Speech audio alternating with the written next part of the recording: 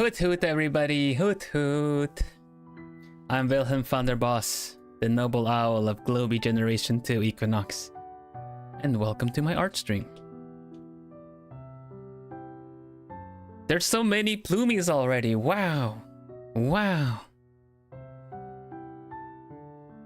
Hoot hoot Jennifer, hoot hoot Ori, hoot hoot Tama, hoot hoot Octavia, hoot hoot MK, hoot hoot Graham, hooty hoot even, ooh.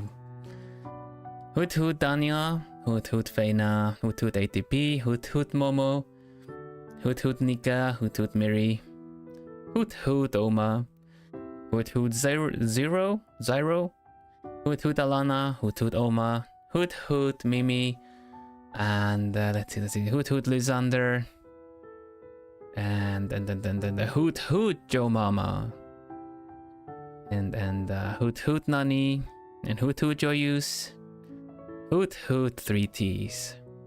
3Ts, I only have 2. I prepped one that is Morning Start, which is really tasty, and I prepped another one that's called After Dinner Digestion. So I only have 2 Ts.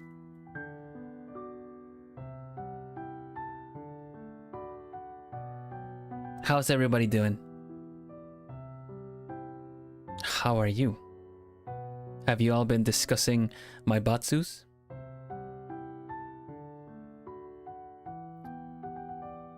Nice, 2 Ts, exactly. Exactly. Is everything alright with my audio? I never know. I never know.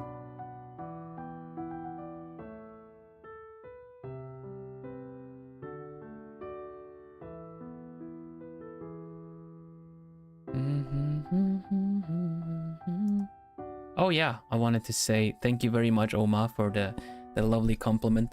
If you guys don't know, I got a comment like kind of just now, not really just now, but Oma saying that they're new to VTubers, and they gave me a shot after that little short that I made about who I am, and they say like I'm a good first impression for VTubers in general, and that's really sweet. Imagine, right?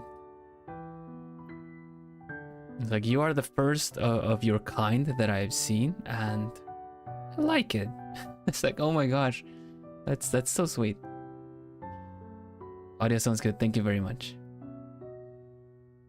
How's everyone doing? Welcome to the halfway point to the weekend. Everyone is doing great.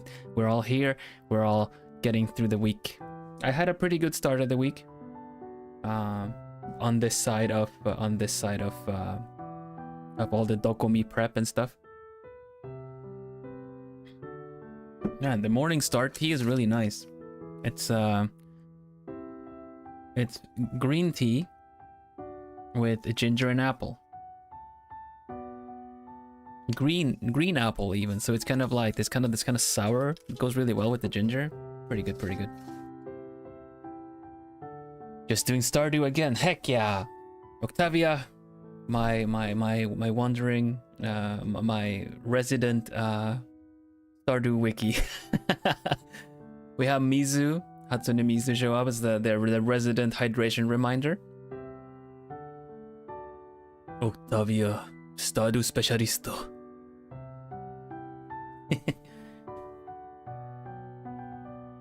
Yeah, actually, if you're in the Netherlands, or you get the Pickwick brand as well,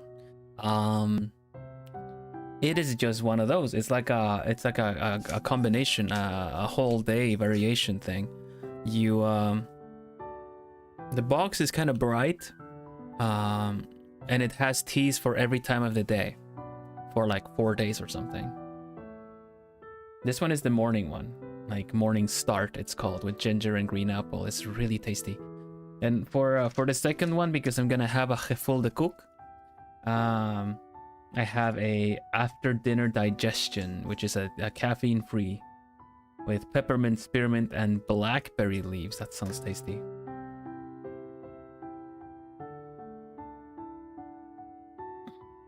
Yeah, they're really tasty, and the flavors, even the ginger flavor, is not too Too strong. I had someone, I believe it was Jesse Loom. I had like I made Jesse kind of, I didn't make it. I inspired Jesse to try ginger tea. They bought ginger tea because it sounded tasty. But ginger is such a strong flavor, right? It's almost spicy. So if you're not ready for it or you're not used to the flavor, it's just gonna be like, ugh, no, too much. Like I used to think ginger like tasted like soap or something, like how certain soaps smell. Or if you've ever had like accidentally gotten soap in your mouth in showers and stuff. It's I just got that kind of like fragrance and then just like, ah, no, it's strong.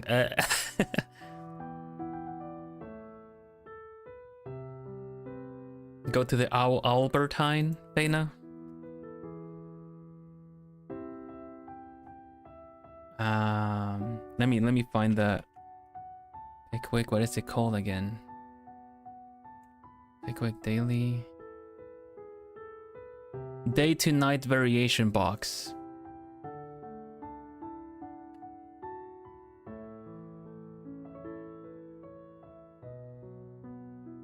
And it has 4 different teas in it for like 4 days or so, I believe. It's morning start with green tea, ginger and apple. Afternoon relax with chamomile and orange. After dinner digestion, peppermint and blackberry leaves. And good night, which is lavender and lemon balm. So yeah, it's just you can look it up, like Pickwick Day to Night on Google, and you can see the packaging. I like it. The tea, the flavors are quite nice. You only get caffeine in the morning one with some green tea. Everything else is has some orange or peppermint. It's quite nice. After dinner digestion is actually decaf as well, yeah.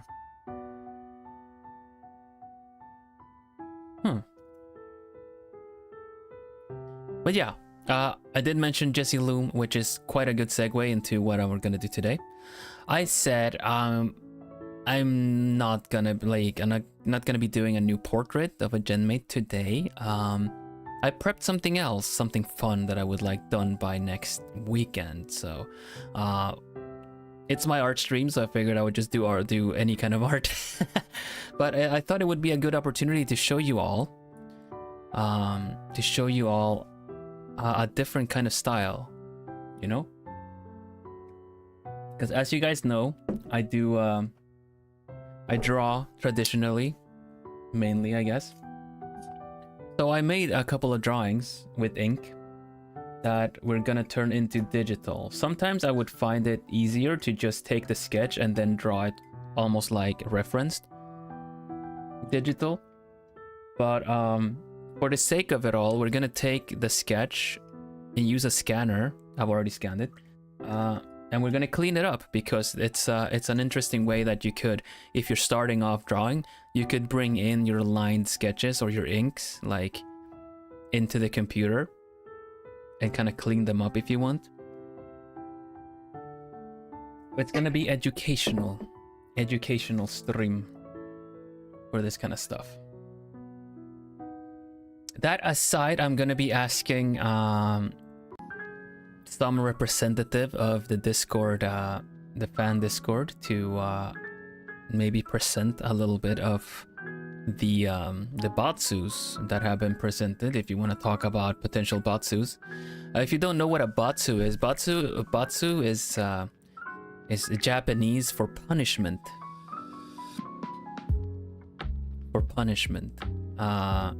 And why punishment is because when you do a batsu stream or something, you tend to have like stakes at play. You know, you're playing a versus game against someone and whoever loses has to do a punishment. You know how that kind of game works, right? So I asked you plumies to take to the fan Discord to discuss a little bit of what you would find as fun batsus. Citri made the list. I'll ask Citri then if I see her on stream. Hello Neon, welcome. Hello, Crazy Macy. Welcome. How is the volume? Man, this is kind of loud, isn't it? Let me lower it a bit.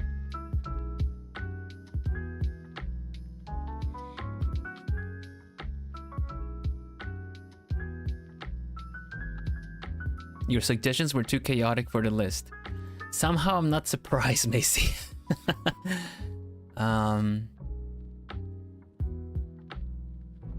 I did ask what kind of bottles we're talking about.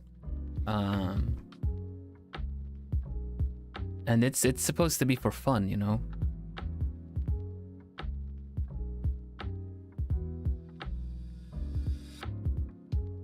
Oh, you got shocked from Maisie's. Oh, don't worry about it. You can still make suggestions.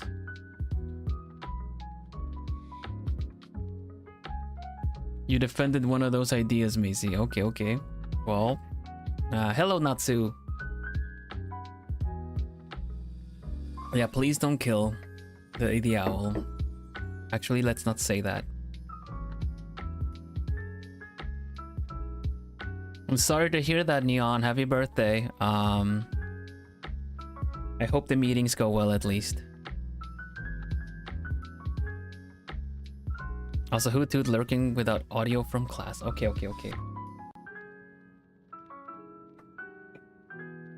No worries. I'll be a bit more aware of chat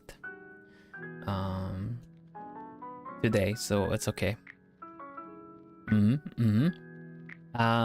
Okay. I guess we can just go to the drawing and then we'll talk a little bit more of what's coming up ahead. I actually have I prepped the schedule for next week as well. So I'm gonna run you through it of what is coming up next week as well. Already. Let me find the schedule first.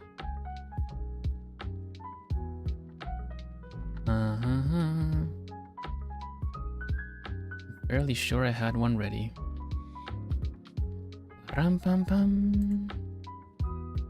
Copy and paste and resize.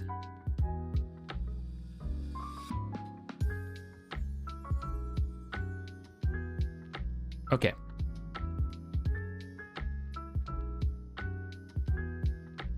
Yush, let's go to the art scene and I can show you what we're gonna do today. And Maisie, yeah, that's a little too extreme, I gotta say. Of course, suggestions are suggestions, but if you're shocking the other people from doing suggestions, then maybe dial it down a little bit. I want everyone to participate, you know?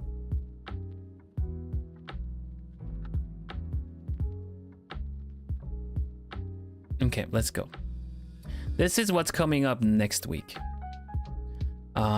Stardew Valley, as usual, no art stream because I technically have an art stream happening on Thursday in a collab.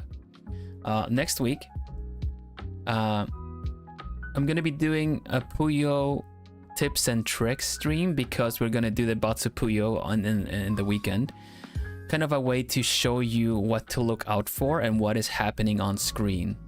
It is one thing to play Tetris fast and just kind of clear lines. It is another thing to play it versus. There are different strategies, there are different things to look out for. So let's have a little bit of talk. Yeah. Thursday we have a collab with Oshilink. And Oshilink, we're going to be playing Drawing from Memory, which is a Dutch game. It is made by Lekker Spelen. If you guys know who they are, like the Dutchies might know them from YouTube. But they made a drawing game, which is awesome. It's really fun. You get to write character prompts and then you just draw them from memory. And then usually if you play it on Twitch, you can vote as the audience. I don't think that is implemented for YouTube, sadly. But yeah, that is a thing. And next Friday, members only, meaning alchemist, apprentice alchemists and upwards. are gonna get to play Jackbox Party Pack with me. Yeah. That is an apprentice, alchemist, and upward. So if you got gifted a membership, this is not for you. You can upgrade. You can upgrade to like with a reduced price to apprentice alchemist. But if you are student alchemist, sadly this does not cover your membership. And then of course, Batu Tetris in the weekend with Jesse Loom. And we don't have to necessarily only play. I'm gonna have a look at which Jackbox games we have perms for, and we can just play different games. My idea with having members only streams is that, well, for one, you want to be there because you're my member, you are my alchemist, and for secondly, we could play all other kind of Jackbox games too. So it doesn't always have to be this kind of general good for everyone kind of game. We can, depending on how many people are there, we can play specific ones, because Jackbox games are really fun, but they're kind of tricky to really host when you have like public streams, you know.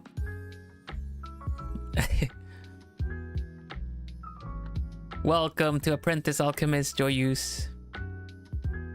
Thank you very much. I really appreciate it. Very well. This is the schedule for next week.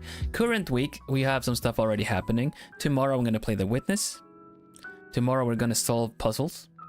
And I figured out what slowed down my brain a lot. I don't know if you were here for Monday, but I was running on like very like down, like underclocked brain power. And my allergy pills are just slowing my brain down so much, so I'm not taking them anymore. I'm gonna resort to just nose spray, or I'll take a pill if I am really suffering. But I'm not today, so all good. But yeah, The Witness we're gonna play tomorrow. Tricky puzzles, and it's gonna be all fun. And on Friday, I'm playing Brothers: A Tale of Two Sons with Ambrose. I believe the game is about 3-4 hours, so I think we're gonna be able to play through it in one sitting. And then you get more art streams in the weekend. Yay! Yay! That is the deal. That is what's happening. Right. So my idea for art stream today. Is since I'm gonna play Puyo Tetris, both for tips and tricks and with Jesse Loom. How about I draw myself and Jesse as Puyo characters? Do you guys know what Puyo characters look like? Puyo character Arl.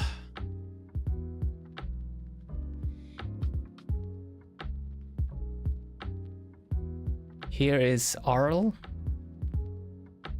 as an example. Oh, excuse me.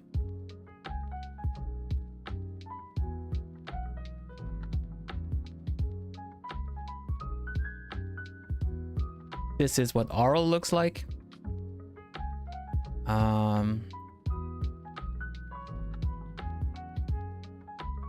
This is what XX looks like from Tetris, the Tetris game. So you see, this is a different art style than what you've seen me done. It's cell shaded. It's got these kind of varying lines, which is kind of like not what I usually do. Like, sure, I've line arted, but this is kind of more stylized in a way, almost cartoony, see? So I've already drawn it. I was sketching and then I used a ballpoint pen. So we got this. Here you have me in a Puyo Tetris style. And also Jesse Loom.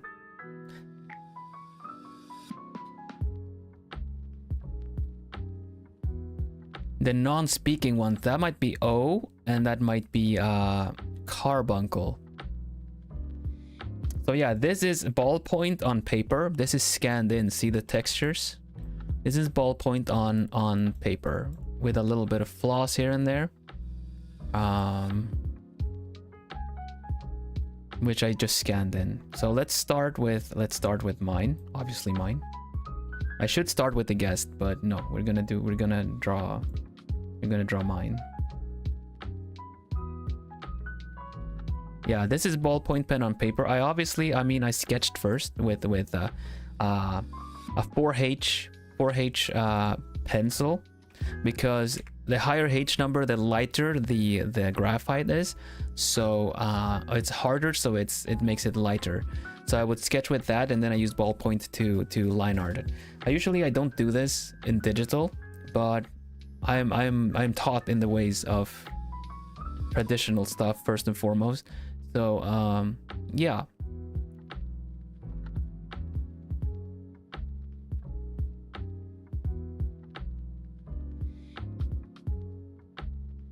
And yeah, I'm glad you guys like it. Thank you so much. Yeah, I love using ballpoint, like almost like gel pens. Especially black ink ballpoint pens. If they're really nice, they feel good. I tend to sketch a lot on post-it notes before doing thumbnails and stuff. If I'm doing like my portraits, not thumbnails, sorry.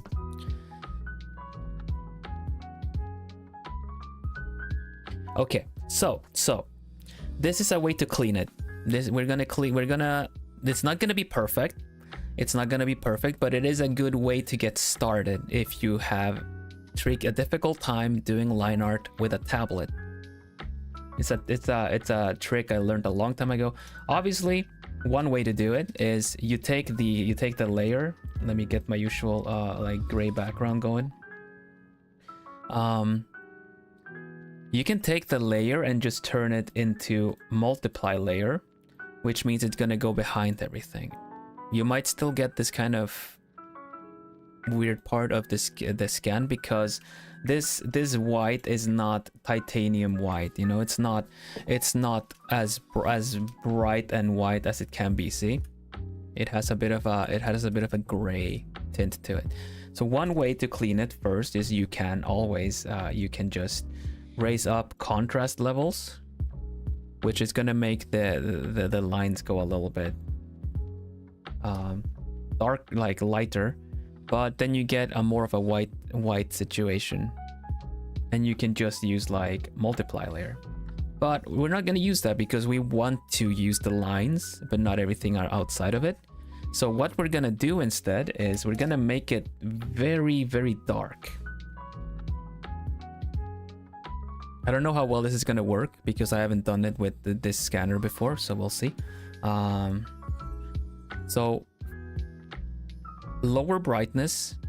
You can't see the slides, so just take my word for it, I guess. Lower the brightness, raise the contrast, make sure things the lines get as black as possible. They're gonna be uneven. See how they are. And then you use select color gamut and make it black. Once you do that, it selects everything in the black area. And you can cut. And you can paste. This did not work out that well.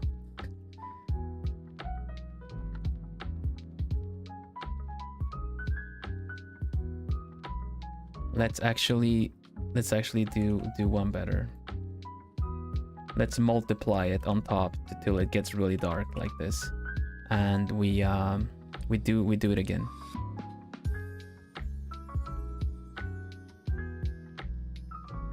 There you go.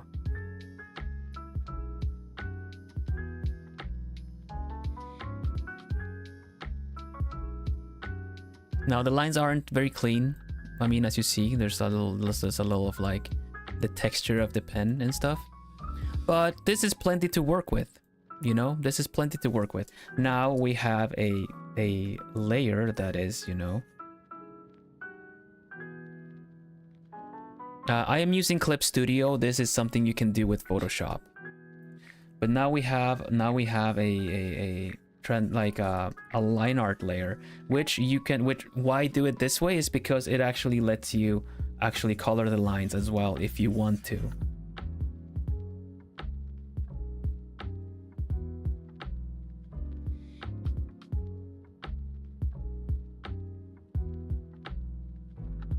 So yeah.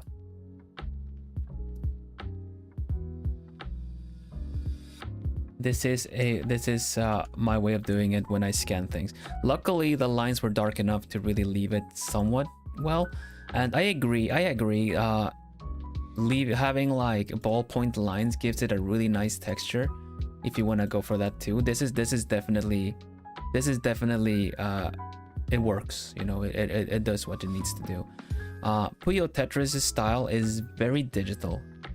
It's very cell shaded. And I agree, I really like the texture of it, but it's not gonna work for this kind of drawing. But this is something you could do. And if you want to have this texture on a picture, I would suggest drawing kind of big. The pictures I showed you are like A5. Where is it? There you go. These are on A5s, you know? But if you want to be able to do nicer lines and stuff, you can use a gel pen. You can use, or depending on different sizes of a ballpoint, you could do this with blue, and then you just change the color over to black. It's like it's not that impossible. Yeah, I totally like the texture too, not gonna lie. I love the texture. I was not expecting it to turn out this clean and really nice, but we're gonna have to clean it because I want it to look authentic to the style. So basically with this done, we are just gonna like trace. We're just gonna like follow the lines and kind of make them thicker and try to make the style match a little bit better. But this is a good reminder for myself that if I ever want to do something with nice textures like that, I could do it this way.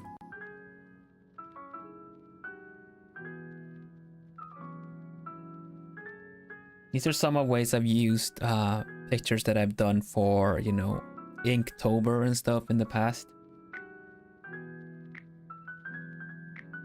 So let's just let's copy and save this for the sake of it, so we have a backup of the original thing. And yeah, we're just gonna be tracing. I'm just gonna go into the same layer. You know, I can erase from this layer. I'm gonna go in here and wow, new hi. Okay, I learned. Nice. Hello Jeannie, welcome.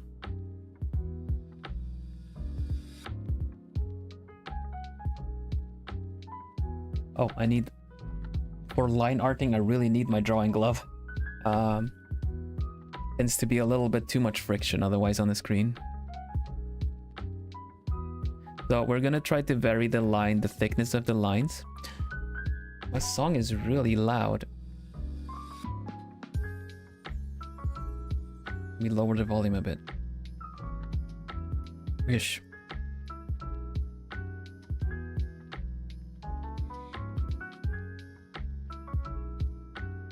This way of processing a picture I've not seen in a while. This goes back to having learned from actual comic book artists that worked for Marvel UK. I met some people at one point in my many travels.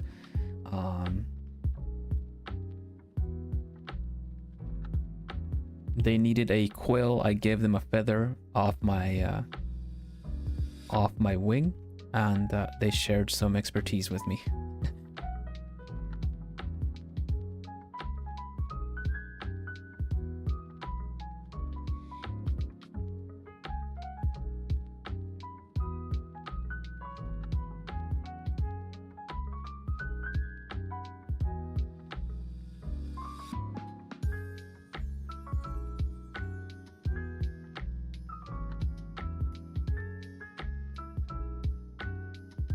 The best way to get ink quality like this is if you have a light table, you know, the kind of things that you can have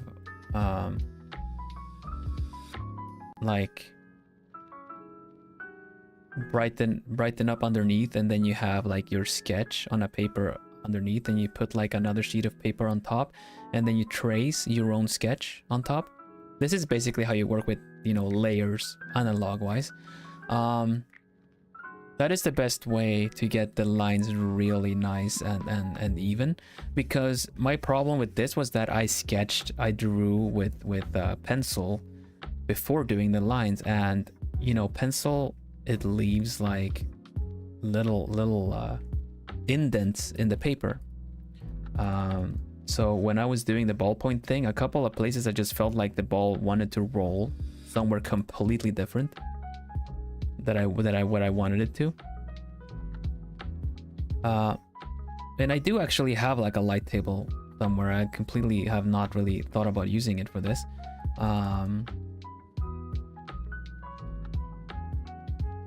But they are way more like that. They are like, I have one that is an LED one, like a smaller one. You can just USB power it with a power bank or whatever, like a phone charger, and it works totally fine. It's a really good gift for anyone that's also kind of learning how to draw, because as much as like artists might like voice that you shouldn't be tracing stuff, tracing really teaches the line work. Tracing really teaches the line work. I've managed to bring over so much traditional abilities into digital. You just have to adapt the styles a little bit. But yeah, truth is, I do ink better. I ink and line art better traditional than I do digital. Even now I'm hesitating. I'm not doing the you know, from start to finish lines. If you want to get clean lines, the best way to do it is if you practice kind of like doing start to finish lines, kind of like that, and then roll with whatever you got, like this. But I'm actually, for those that know, I am hesitating a bit. I am actually doing multiple strokes, which is not a good way of getting clean line art done, honestly. But yeah, I haven't warmed up, so my lining skills are kind of need to warm up a little bit.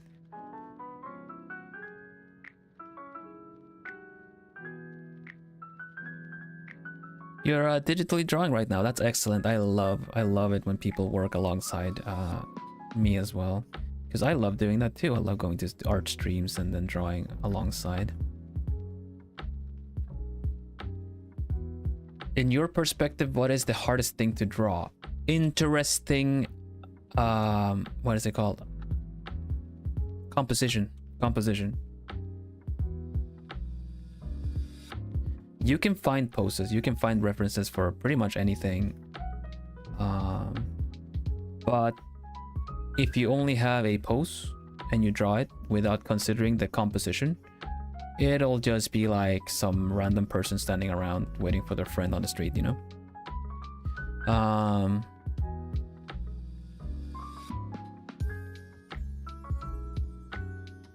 For me, you cannot save weak composition, and I've noticed it with my own pictures too. The more I draw, the more I develop an eye for it. But if your composition is weak, it's just like a really important foundation, like many other foundations. You can shade the heck, you can shade and render the heck out of a picture, but if you got weak composition, it's just always going to be weak, you know? Not gonna say that it's not gonna be a cool picture. For me, I'm talking about, like, you know, delivering as like if you're going for a art contest to win, you know, then you're taking feedback and critique in a way that kind of like, how can this put me above the competition, you know?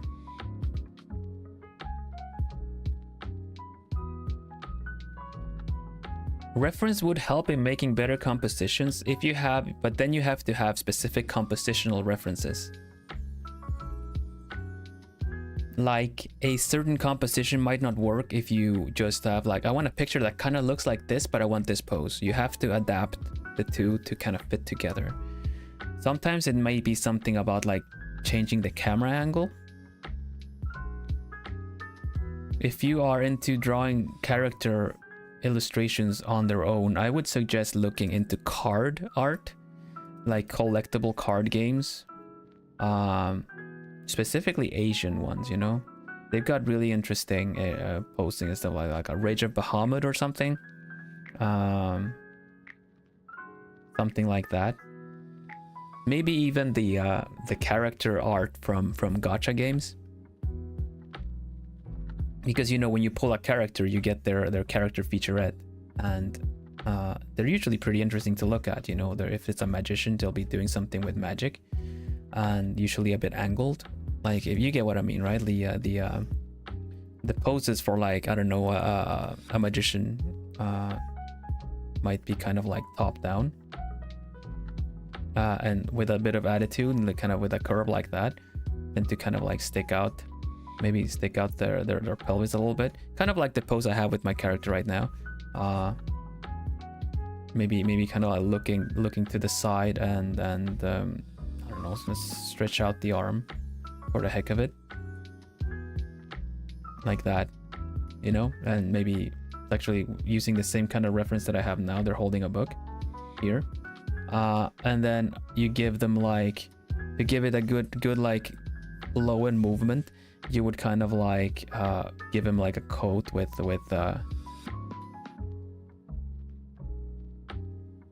longer something to kind of put them in like a whoosh, this is magic happening right now, you know. And maybe robes over their something like that.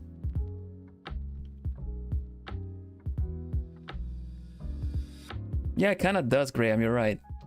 So here's like a base pose for like a magician kind of thing, you know. And if we use like light and effects and stuff like that, maybe do something from the tip. No, I don't, it wasn't Lysander, but I know which one you mean.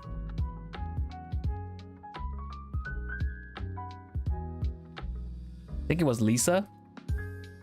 It was Lisa GS.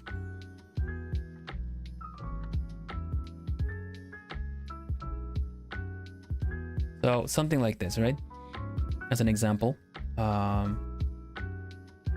Compositional wise, there's like the dynamic of this is basically in the clothes. It is basically in the pose.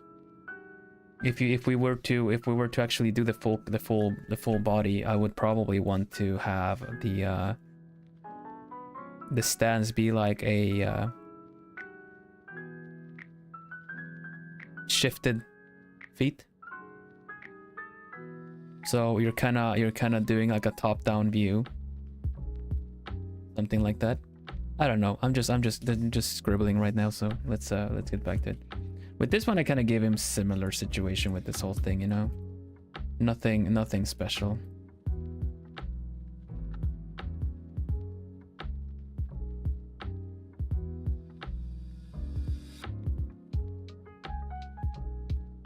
So yeah, we're just gonna be cleaning the lines a little bit. They don't necessarily need to be super perfect. It's gonna be like reduced size anyway. But I would like to clean up parts like this. And no worries, Graham. I mean, Liz and Lisa are kind of similar, so you know, you're not mistaking names that are completely not similar.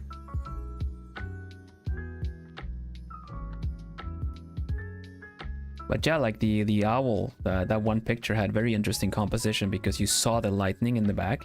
So the background told a story too, and the characters are like the little owls and the main owls were kind of pushed a little bit to the side. So you could see the intention and movement in that picture, you know? No one was looking out the picture, so it wasn't a portrait. It was something that was telling a story.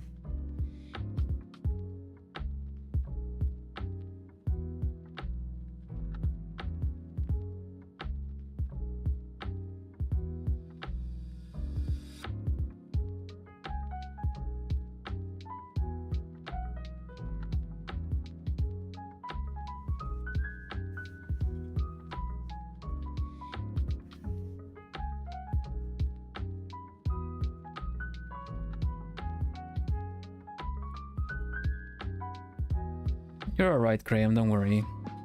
Although, I'm glad you also said so, Liz, because I can't be like... There's no problem, I'm sure they didn't mind. I mean, you're here, so... So yeah, that's an excellent question. Was it Oma? Yeah.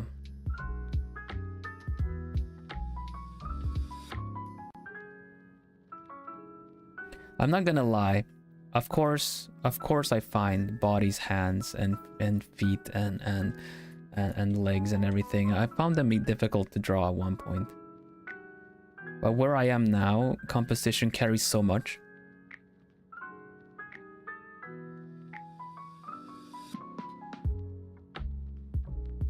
So for me, that is the answer, you know?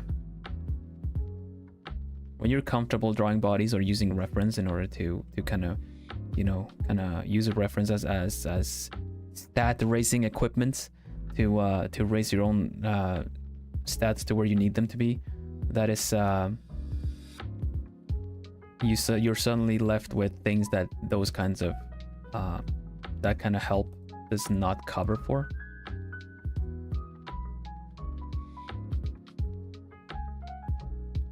And that is the translation to your mental image. If you have an inspiration, it's a translation from that to how to express that idea. I spent a while exploring that too, read some books, was very disappointed by the premise, the fact that I felt that, man, I cannot print what I have. I cannot print my idea onto the paper. I cannot. It never turns out the same. You know, my idea was way cooler, was way better, and now I have to settle for what I'm able to draw. And sadly, that never changes. That never changes, because your memories, your mental image, depending on the level of fantasia you have, you can imagine even what the air smells like, and that is not something we can bring into a picture. In order to express your idea, you need to learn. You can learn things like how a comic book, how does a comic book express these things. They use a lot of words, they use a lot of effects. So the more it's kind of like learning a new language. The more you learn, the more tools you pick up on how to express your ideas, the better you can express your ideas. You know?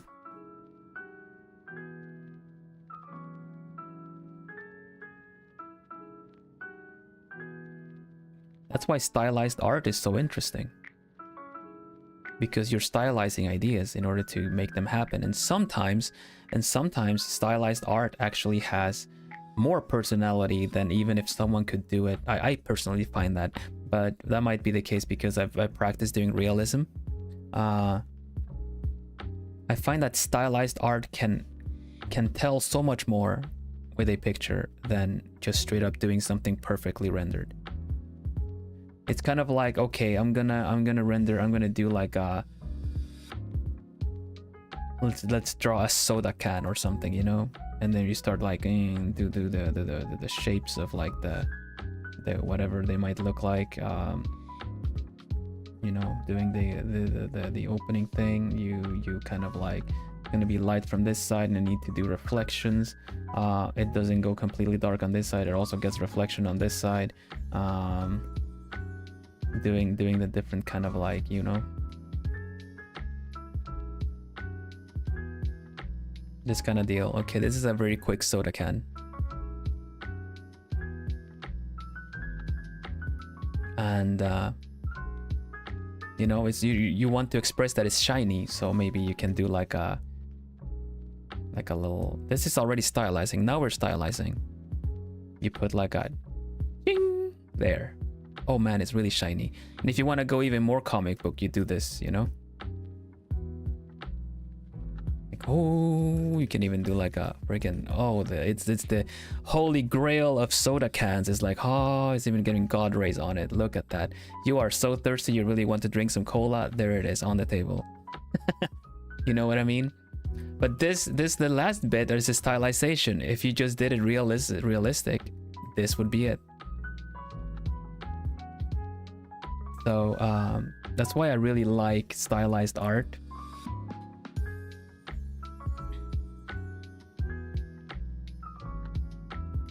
How good is your mental visualization, Bill? Pretty good.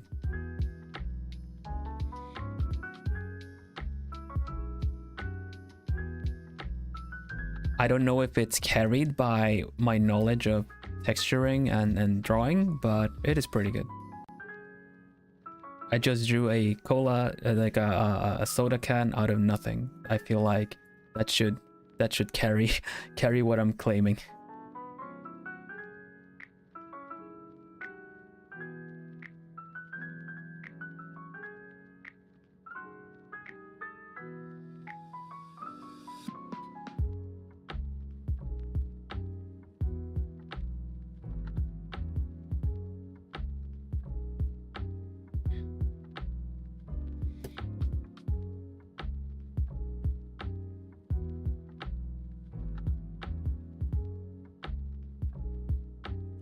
Are you still on text only, Natsu?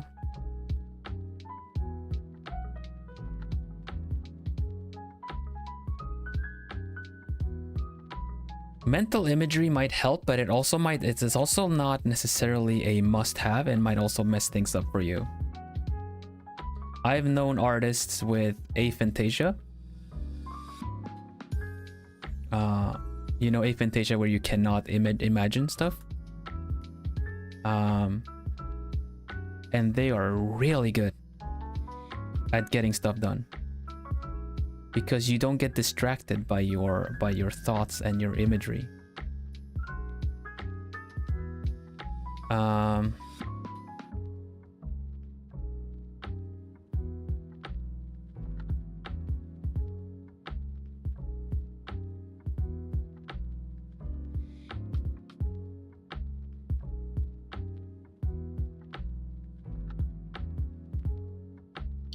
Well, Liz,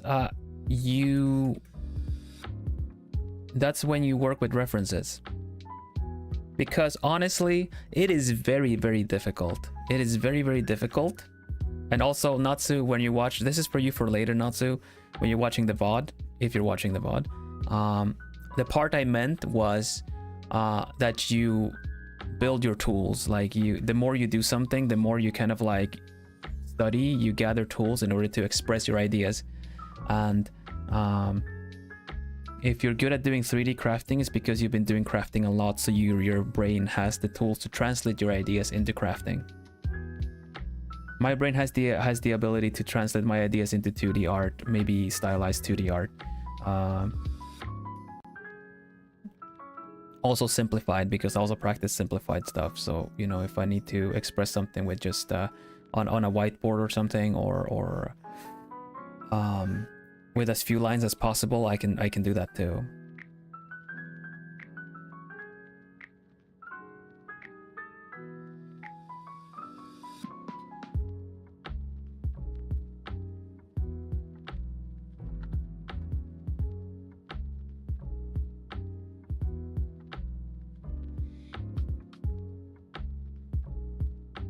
So yeah, sorry, Lysander. You said you have aphantasia. That is definitely not a hindrance to become a good artist. Because I would say like industry professionals are pretty dang good, even if they have aphantasia. You might not be super good as an idea generator, because you might need to, like, you know, pull ideas from stuff or imagine things. But honestly, you could still do that too, because a lot of when you're working the industry as a designer, concept designer and stuff, you usually get told what kind of vibe to go for, and so you don't need to think of anything per se. you can always reference what it is. Like if anyone wants a strange alien planet similar to Avatar, you know, then you reference a lot of Avatar and a lot of underwater creatures, because that's what they did. They referenced a lot of underwater fauna and flora, even if I don't know if you call it that when it's underwater, but you get what I mean. And you can build something based off of the input.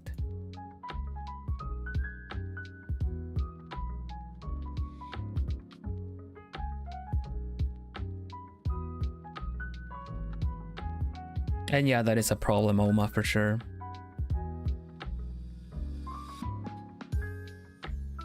There are countermeasures being done towards that stuff, of course. But that's always going to be the detrimental info that you post it on the internet. It is there, you know, it is there. It might not be used now, it might be used in the future, or it might never be used, who knows.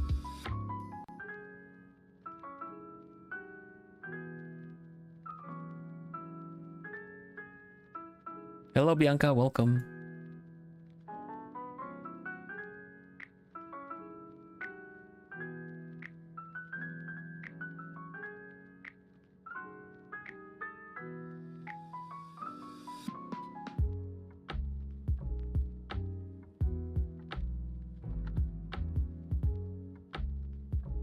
I've tried glazing as well, the pictures. It just kind of messes the pictures up a little bit, in my opinion. Also, I feel like if it's not artificial intelligence and machine learning that is taking references from your pictures, it is also gonna be like other artists, you know, like even if you watermark the heck out of it, they can still reference your picture, they can recreate it.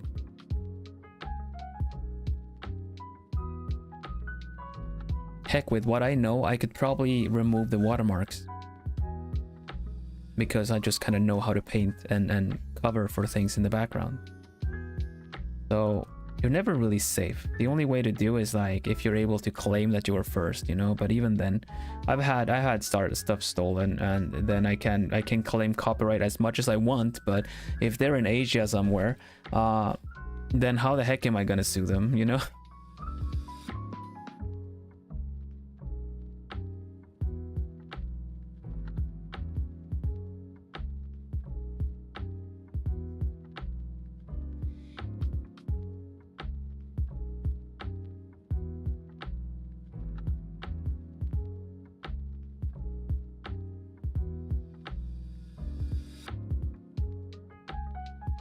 Yeah, Nightshade is supposed to mess with the actual coding. It poisons the algorithm.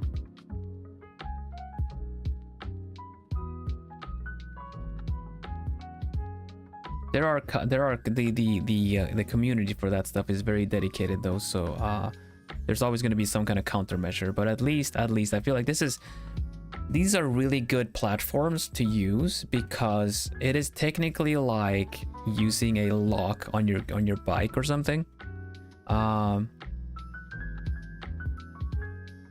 Any lock can be picked or destroyed given enough time, you know. But what you want to reduce is the fact that just anyone can use your stuff.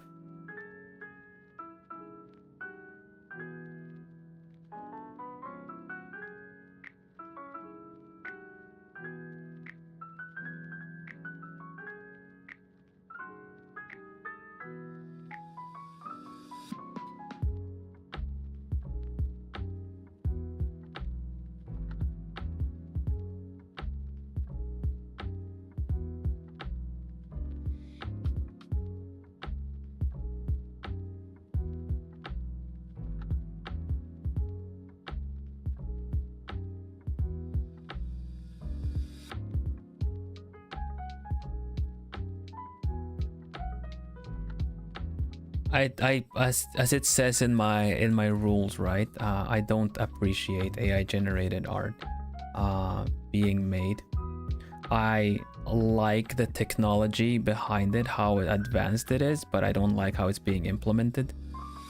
it could be used for a lot of other things instead of generating art, quote unquote, you know. So sadly, for some reason, that's where it's going. The efforts.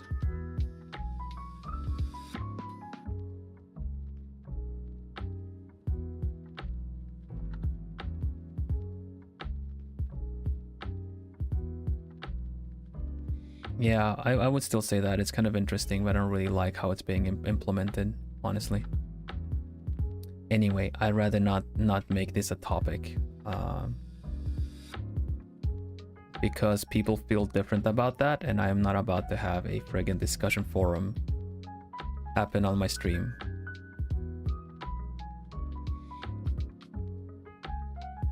If you are someone who uses it, alright, don't let me know. Knock yourself out, I guess. Just don't let me know, because I don't care about it.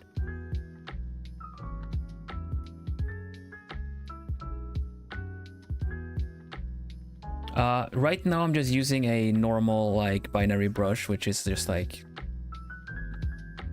I'm just tracing my lines really. I do have a where is it? There we go. I do have a line art brush that changes size depending on the pressure sensitivity, that kind of thing. That's what I do when I line art. I've customized it to fit my liking, but it's just basically a normal like fountain pen style brush. But for this one, I'm just kind of tracing it because the lines kind of need to be thick, so I'm just using a normal binary brush that doesn't have any kind of pressure sensitivity connected to it. It just has some smoothing.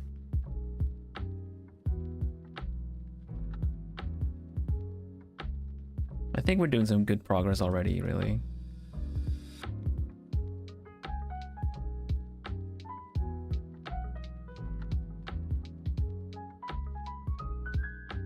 One of the trickiest things to line art is because I tense my hand a lot, right?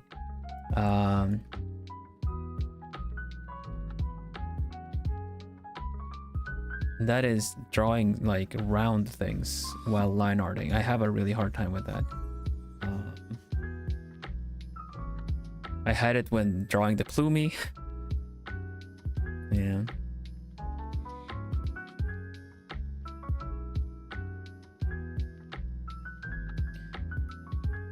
Baby steps.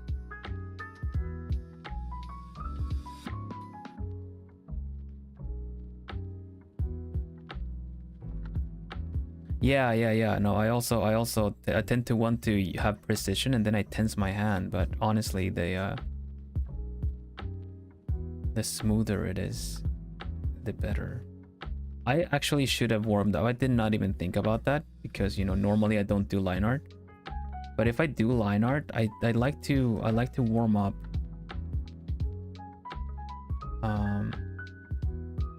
You might be wondering, how does one warm up with art? Well, it's easier actually. It's easier to do it with digital. You just start a new thing, and then you do a bunch of lines that go one way, and try to use like your elbow instead of your wrist. Then you do the lines going the other way.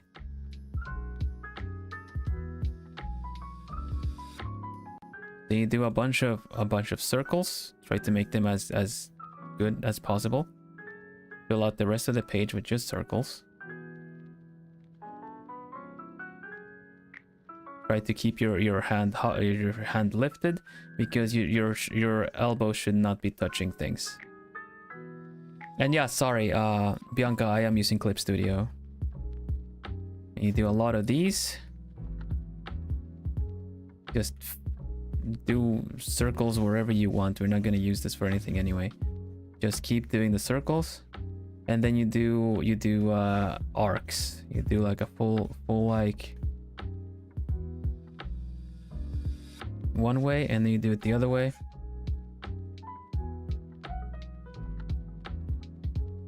And this is just a warm-up, and then you can just get back to it. And it just makes the lines flow so much easier.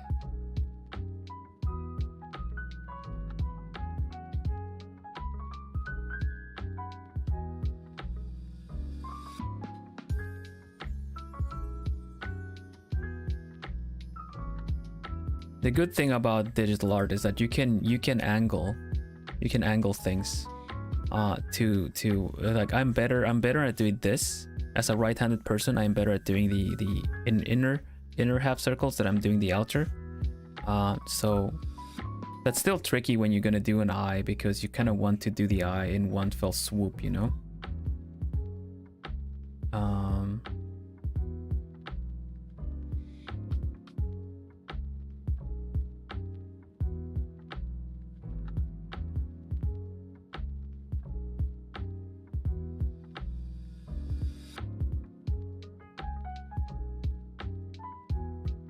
A 360, yeah, I get you.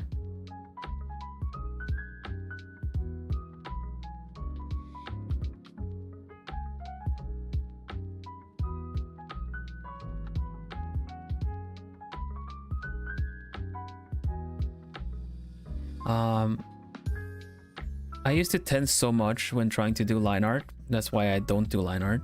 That it would really make my hands hurt a lot.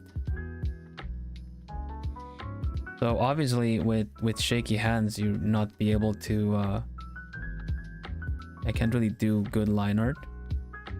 And that is mainly because I tense a lot of stuff like at times. I used to be better at it because I would do a lot of line art. I would do art normally, doing like line art followed by, you know, base color, shading, lighting, the kind of stuff you would see. Stabilization is good for that.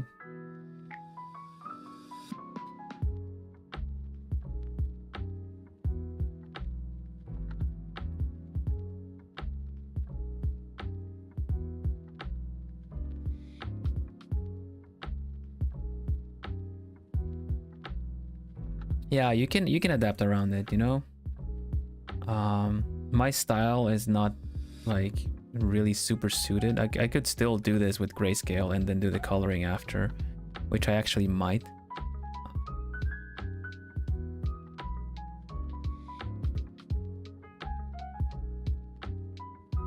For a long time, when I was starting off digital art, I produced some decent result, like when I had learned and practiced a lot, but I would always have people tell me that I should use Photoshop because, you know, that's what the industry professionals use or whatever.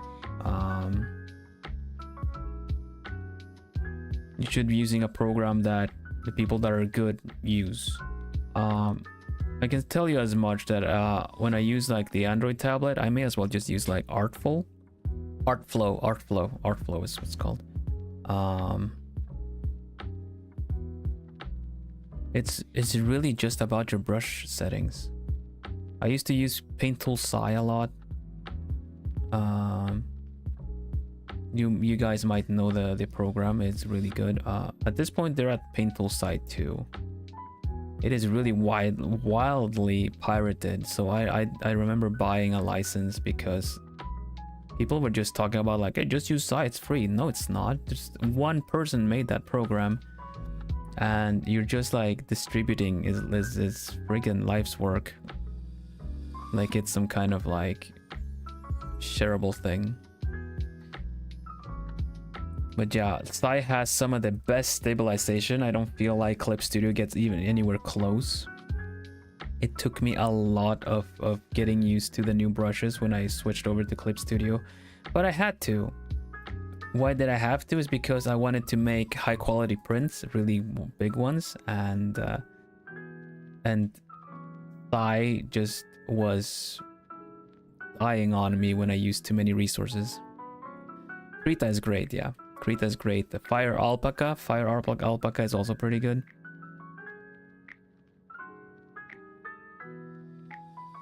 Not to mention like Ibis Paint. Hello MG, welcome. Hello DT, welcome.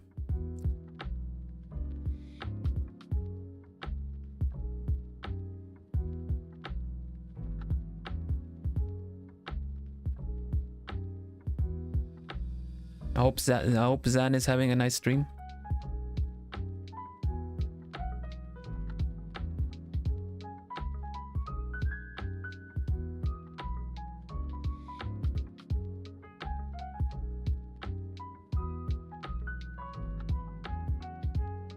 I would say Ibis Paint, but yeah, it's ultimately it's up to the developers. Medibang is great too. Yeah, Medibang is great. Hello, Chair, welcome.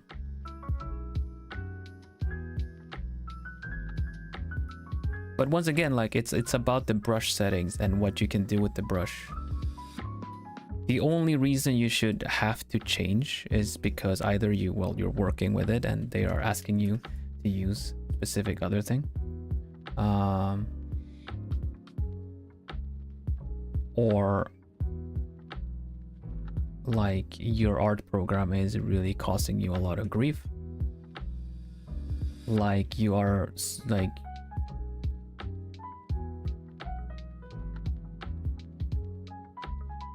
like you're using it crashes a lot on you.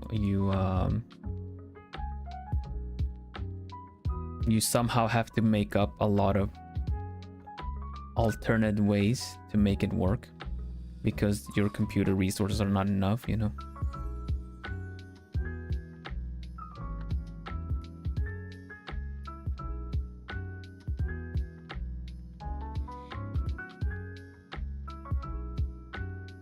I even recommended the program Art Rage.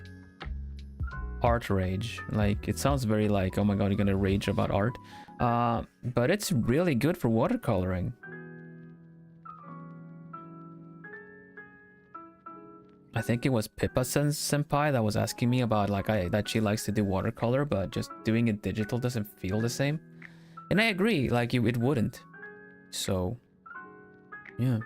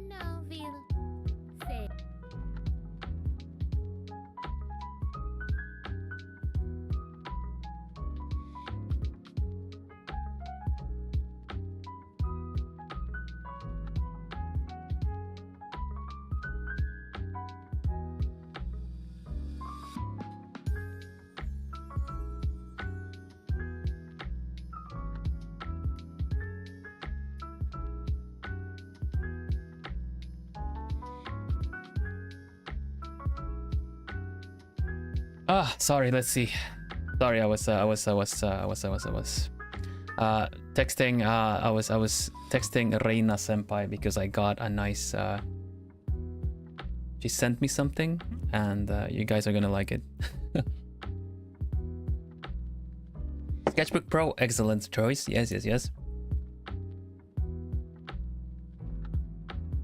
I like how the art plugins the Bloomies and Vale talking about the art programs. I've tried so many art programs because I'm always on the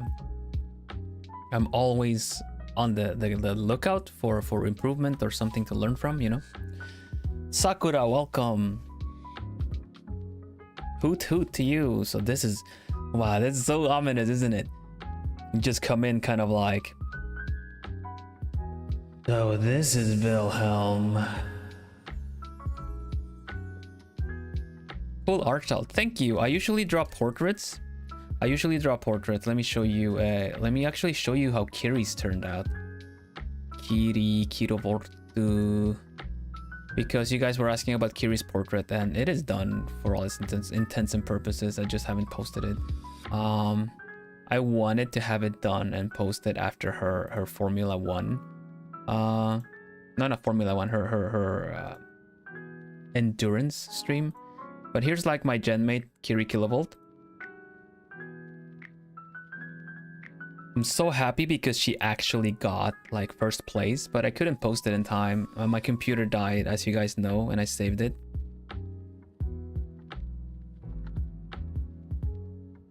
Thank you so much, Sakura. What's happening? Let's see. Cool art style. I hope you like this noble owl. I heard about him a lot. Really? What are they saying? What are they saying? People saying good stuff about me? That's so nice.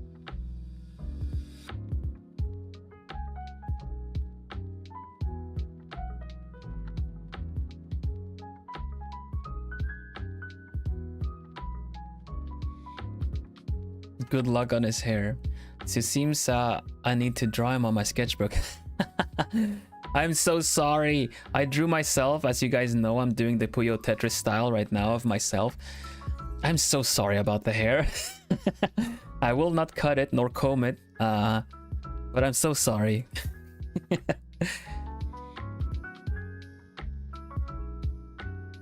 I know your pain. I wanted to share your pain, Plumies. It's really nice to have you here, Sakura. It's really nice. Well, that one turned out so well. Thank you. I'm glad you like the portrait of Kiri. I'll be posting it at some point soon. Don't tell him, but the next portrait might actually be Ambrose. As far as I know, he might be lurking right now too, so... But this one first. I want to do the Puyo Tetris. Because I like Puyo Tetris. And I'm kind of like... It would be really nice to have myself drawn as like a Puyo character. And then I'm kind of like... What you talking about, Vilhelm? You are an artist. You can do this. It's like, wait, what? I can? Oh, damn. I can!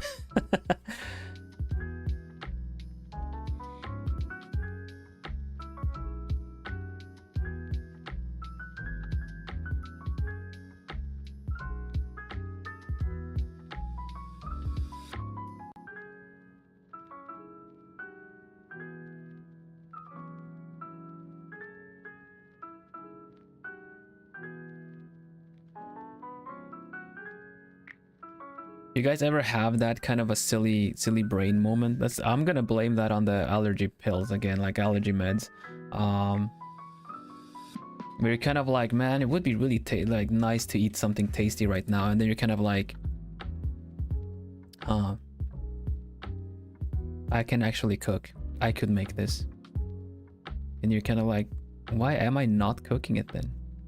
I don't know, why aren't you? And then you get started on making it.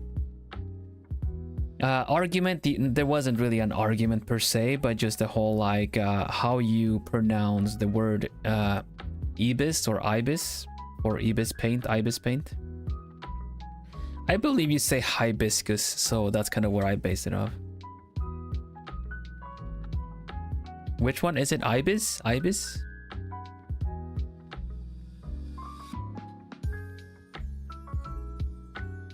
At least people here are actually nice. Yes, I encourage them to be. They're very welcoming, they're very supportive. Ibis. Yeah. It does. It honestly does. It honestly does. It depends on your phonetics and your pronunciation of things.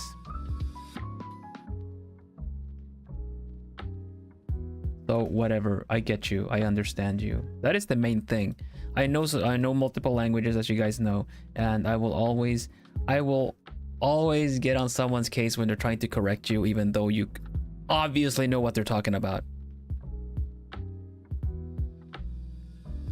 It's like, I would really like to have a sun wish. A sun wish?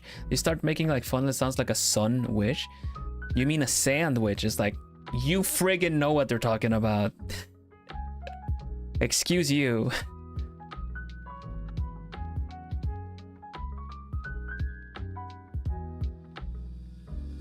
Oh, you're gonna turn against me on Murder Party?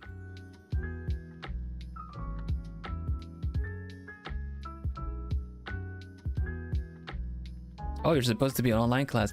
Sakura, you should attend your classes. I appreciate you for being here, though. Welcome to being a plumie. You're always gonna be welcome, but...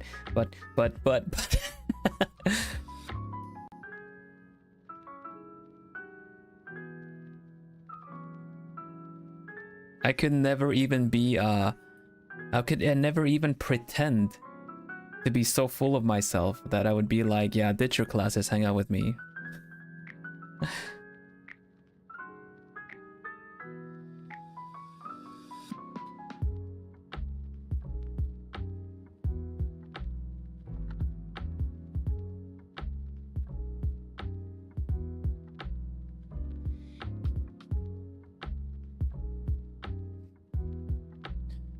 It's more fun here than in my class. Yes, for sure, but... Speaking of class, I'm gonna hold a class next day, Tuesday. No, what am I saying? Next Wednesday. I'm gonna do the Puyo Tetris, but we're gonna talk Tetris mainly. You're gonna get tips and tricks on Tetris and what makes things do the thing. Because for a lot of people, yeah, I guess so. I mean, it is fair. It is fair to correct people if they're learning. But if it's in a casual setting, it might not always be like if the accent is very thick and they're clearly kind of just traveling or something, you know, like it's a situational based thing. I don't mean to be harsh on you guys. Hello Voltage, welcome. And yeah, so I don't mean to be harsh on you plumies. It's nice if you help people if they want to learn a language specifically. I should appreciate it for like Dutch, for instance, you know.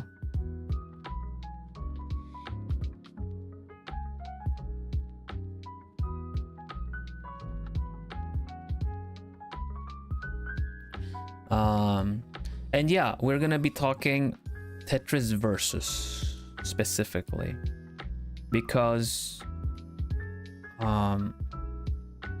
when you first start playing Tetris, you just think about the stacking and the clearing, right?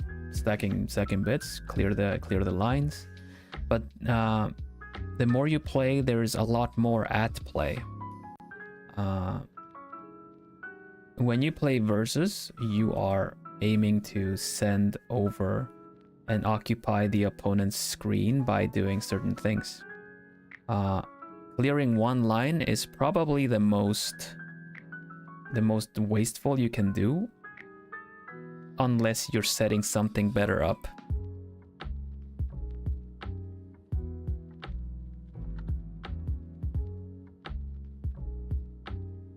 It's all right, Sakura. Go on, get your do your class. Thank you so much for dropping by. I will be doing evening streams as well, so you can check out my Twitter and you can find out where what my streams are. You see the times are here. Tomorrow we're doing a puzzle game later, so maybe you can catch that one otherwise.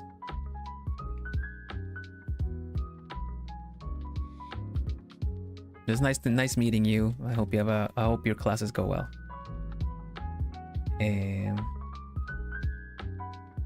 Yeah, rewatching the stream also really helps me.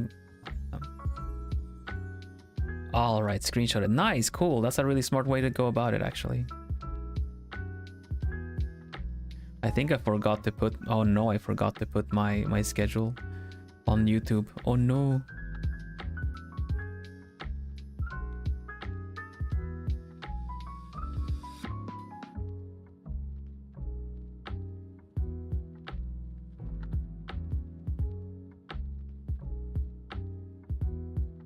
I haven't seen Citri yet. I was gonna wanting to know what some of the ideas were. Can you guys share some of the ideas from the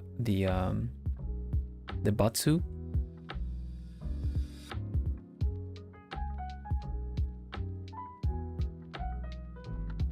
I appreciate it. Have a nice one. Thank you.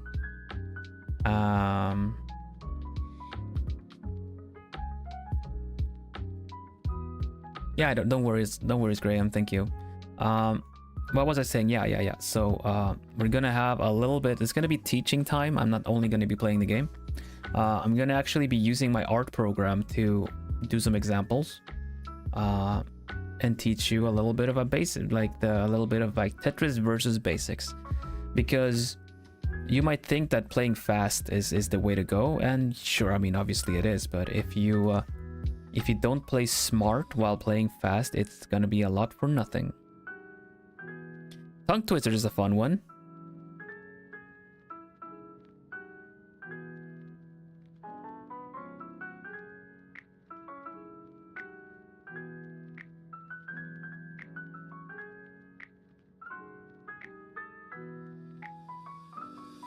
I wish I could do accents. I wish I could do accents.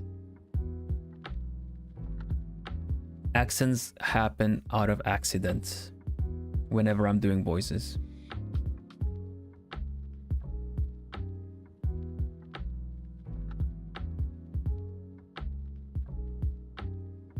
Anime girl voice changer and calling senpais. Yeah, Puer I kept in mind. I don't like... Okay. Let me react. Let me react before auto moderation like stops you for spamming.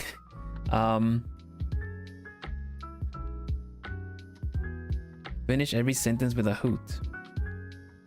Oh, that would kind of be like doing the whole nya thing. Yeah. Let's see. The anime girl voice changer and calling senpais, while fun, I don't want to bring anyone else into my batsus.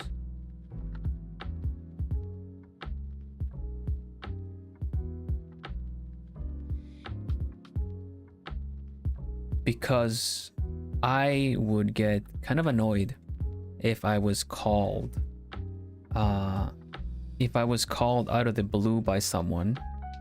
Because, you know, we keep this kind of like, yeah, we can reach out if we need anything globie with each other. And we're all really busy. So you're kind of like, you're a bit of a donkey if you do that to any of the others hardworking senpais. It's not like we just chill between streams. Everyone is working really hard. So bringing someone in and kind of messing with them is really not okay in my book.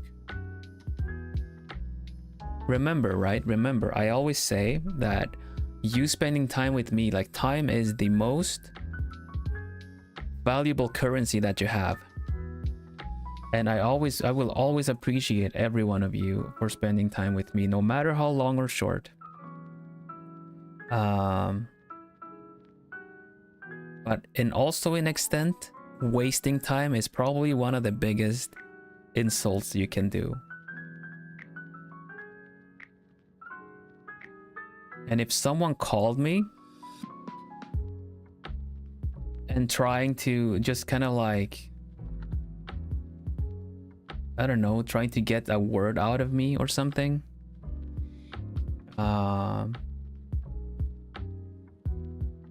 just for the funsies of it, it would kind of make me upset, honestly.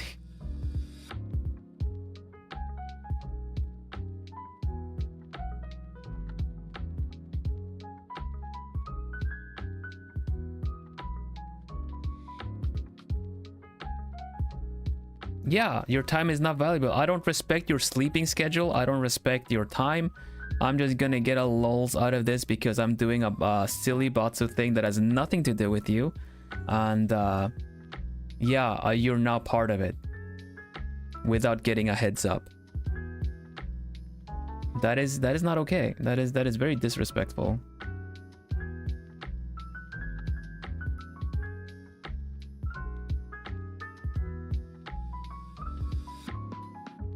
And yeah, welcome to my mute list if you ever do that to me. You've revoked your you can text me anytime you want privileges.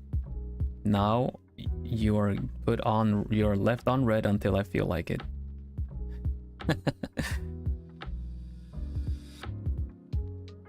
Because I'm going on about this for too long. I'm not really going on about it too long.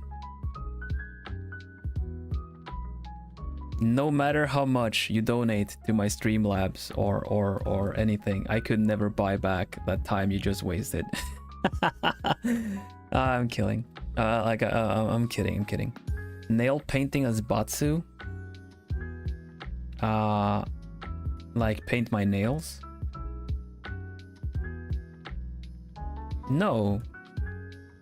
That would mean you would have to get like a hand cam reveal or something.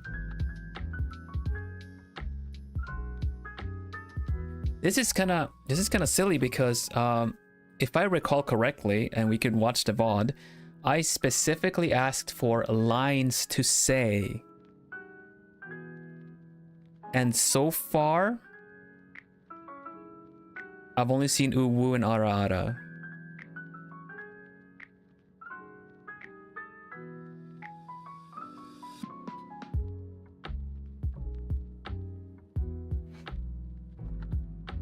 So I might have to give you extra homework again, because last time I said discuss and please give me lines to say.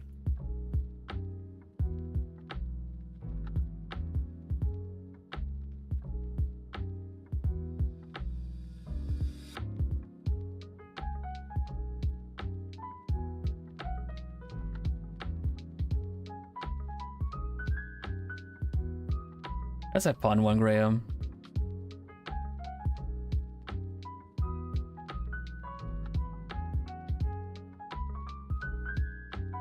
I mean, it would be kind of embarrassing too, because... Oh my god! Peina! See, now you're doing it. Now, that is exactly what I want.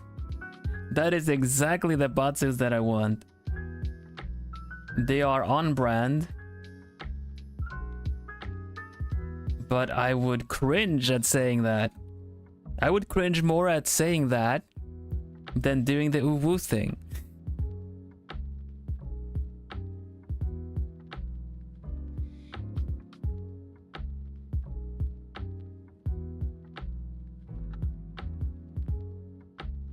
Yeah, Alessander, if you I don't know if you were there to see it, but on my monetization, one of the donation goals was actually I confess my love in Spanish.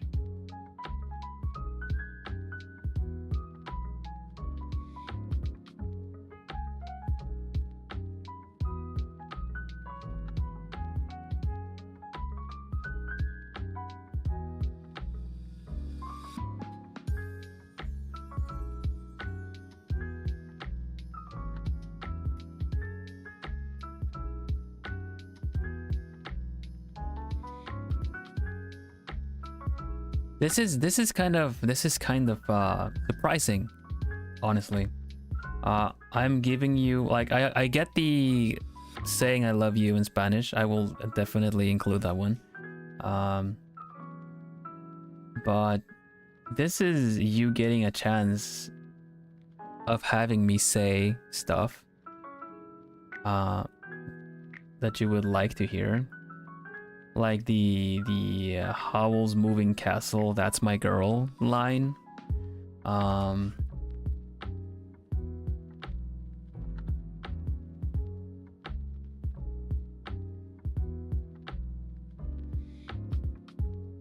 And I am gonna end up having to think of my own Batsus. Not all of them, of course. Some of them were pretty good.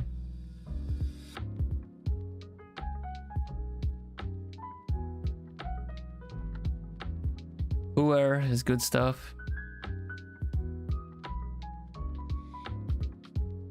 Tongue Twisters is a good one.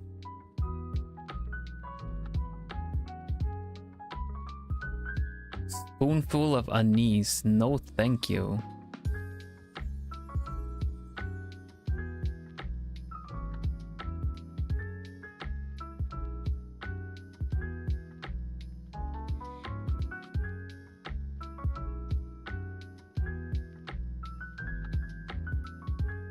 Surströmming, no. Jelly?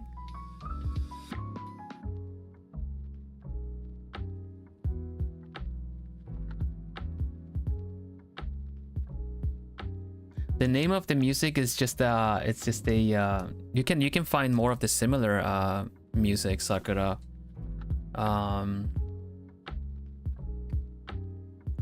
You'll find more as lo-fi.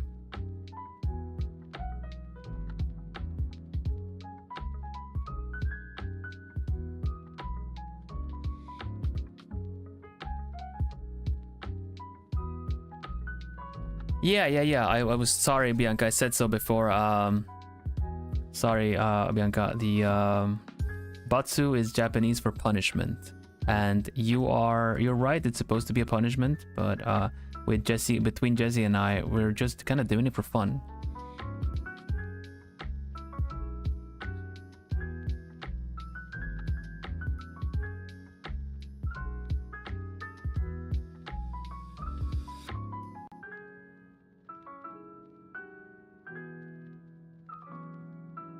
Usually the idea with like batsu games is like you absolutely do not want to get batsued, you know, like, oh my gosh, these are horrendous. I don't want it to happen. But then I would just be playing Tetris at my best all the time. That's why I am including, like, if you donate, if you donate like a £5 or a super chat of a certain amount, I roll the handicap, the debuff wheel as well, which I'm gonna put some stuff like I'm not allowed to T-spin, I'm not allowed to use hard drop.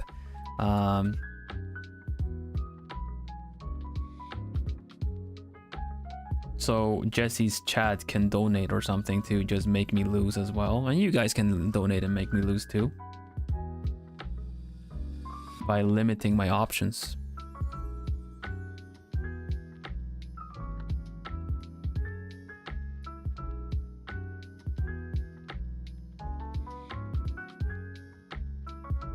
Okay, Natsu, that sounds pretty good.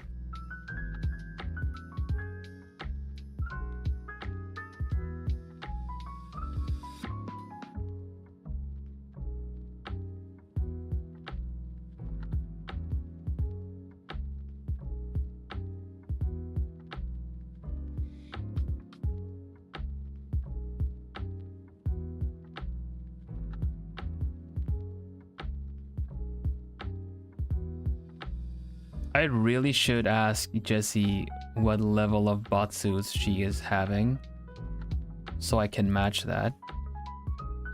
Because maybe I'm like,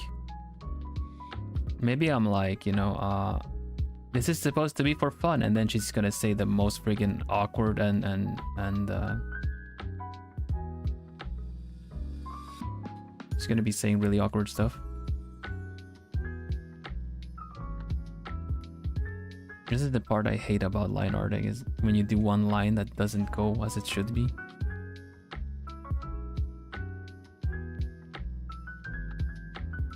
The Shaggy impression is fine, I can do that.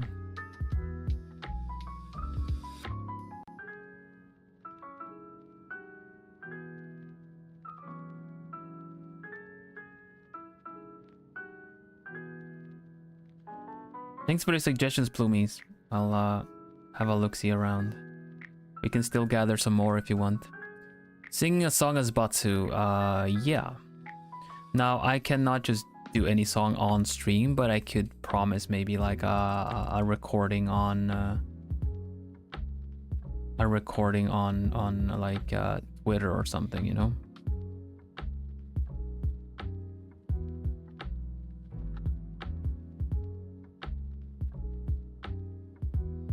Yeah, if I just do it a voice recording on Twitter, then I can and I can do it later.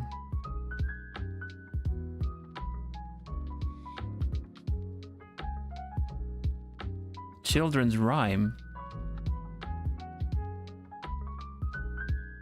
Oh, sorry, Oma. We're talking about punishments, like, because I'm gonna be playing Puyo Tetris with another VTuber, and the idea was that if you lose a round, you're gonna have to roll a punishment wheel and then perform the punishment as per requested by our chats.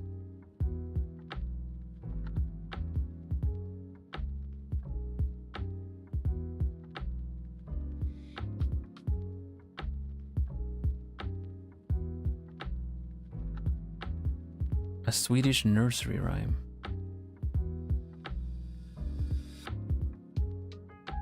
funny, I'll have to look a lot of them up.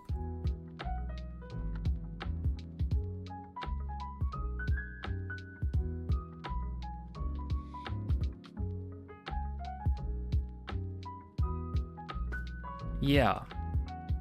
Let me give you the link.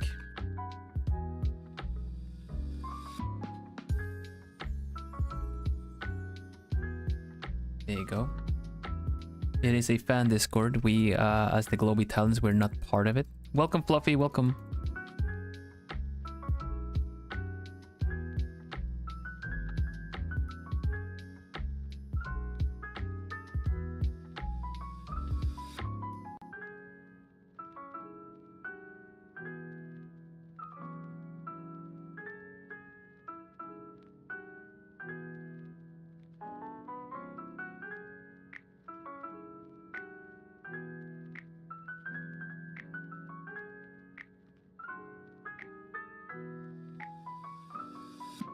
Yeah, Chair, there's a fan Discord. You can pick your, I think you can pick your Oshi, and you can join in the discussions.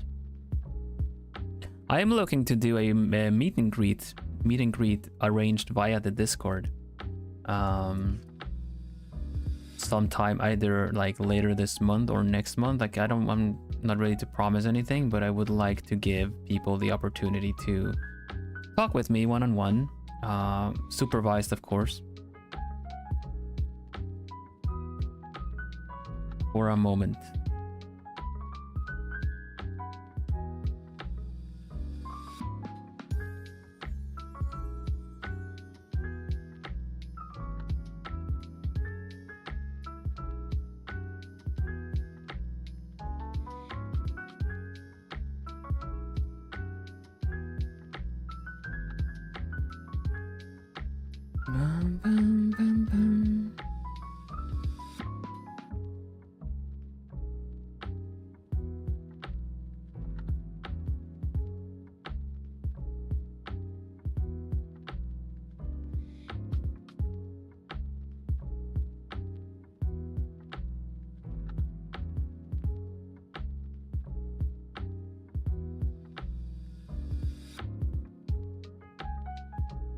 Oh, that's right.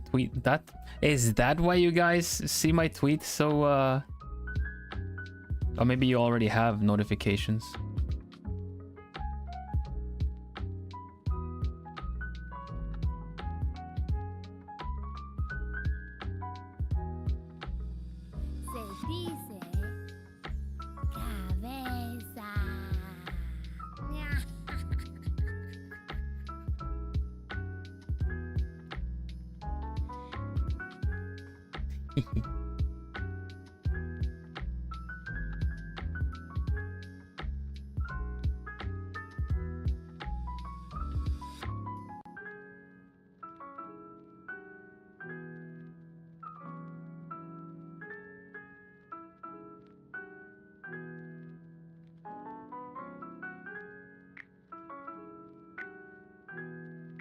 What was that sound? It was something Reina Senpai sent me. Hello, Soup. Hello, Citri.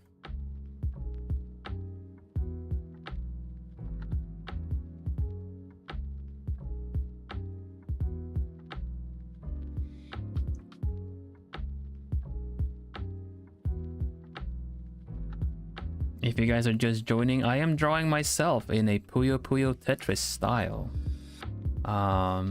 Because next week at the end of the week, I'm gonna do my Batsu Puyo Tetris stream, where I play against another VTuber called Jesse Loom, and the losers of the rounds are gonna have to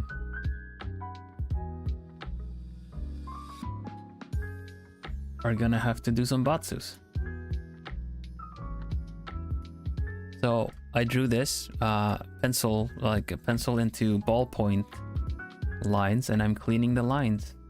If you are curious how to clean your lines when you scan a picture and so you can use them for a drawing, you can check earlier, like you can check the VOD later, and I have a little I have a little run through of how you can touch up your drawings.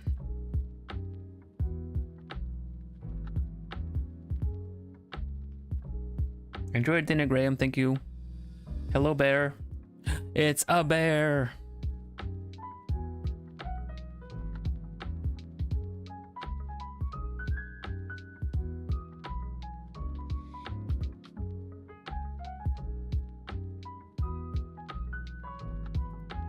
The Puyo style is something you would recognize, like maybe from something like this. This is one of the main characters.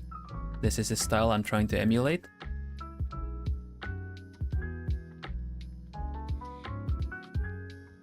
I showed that one before. We got X as well as one of the characters.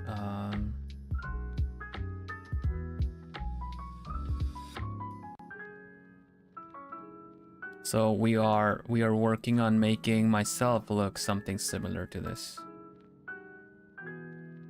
And this is also the Kiri, the way the Kiri portrait ended up looking. Chivil. Chivil. If you say it with a Spanish accent, Chibil.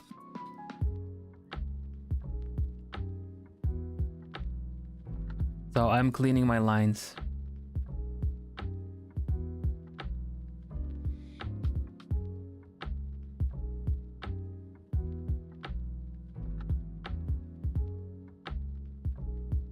For the sake of doing some progression, how about we just color? How about we put some color on this as well, just for the sake of it. Let's do a. This is gonna be. I'm gonna using some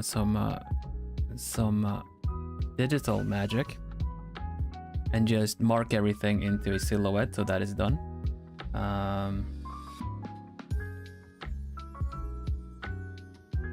And we probably should color sample some stuff. I'm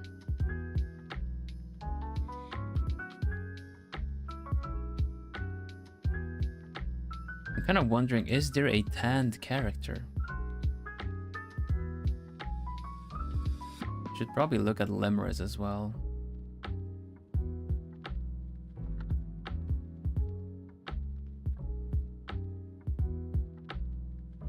Let's bring in this character again, and let's also look up Lemurus. Lemurus is very Vil coded. I like him. Bring him in too. See? Okay, this character is a little tanned as well. Not by much. We're gonna have to adjust that, but we can definitely work with this.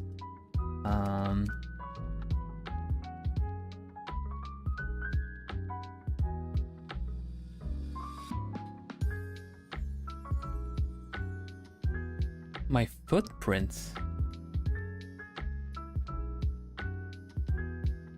I don't know how I would go about doing that.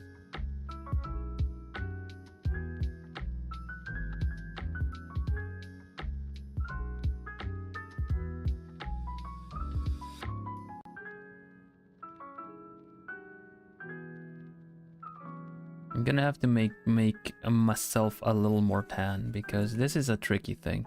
People tend to draw me a little bit too pale, because it doesn't look like much of a tan when it's just me, but if you put me next to Ambrose, you can tell that there's a little bit of a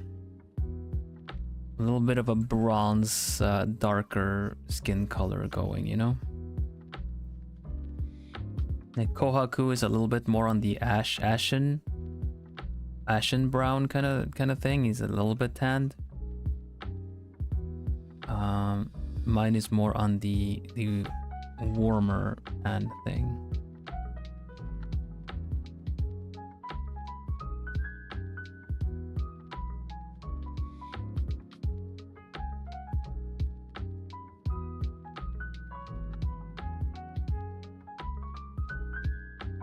Yeah, no, there is noticeable tan. For sure.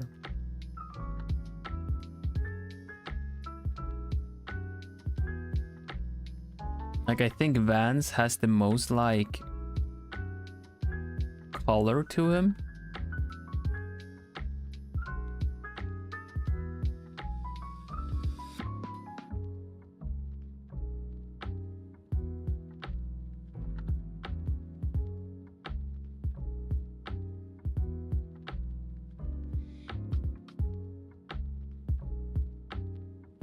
Yeah, I believe that's the case.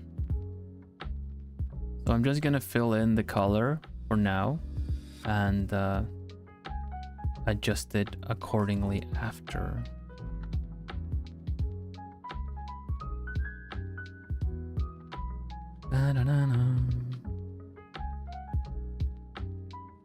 I really only ever show skin color on my arms and my face, so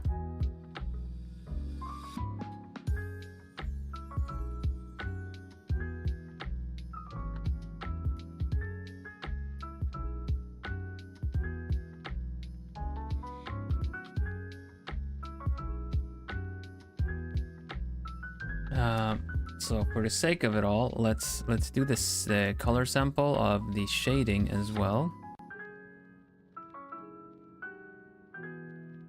and then we kind of adjust it thereafter. Cell shaded style only puts the shading on the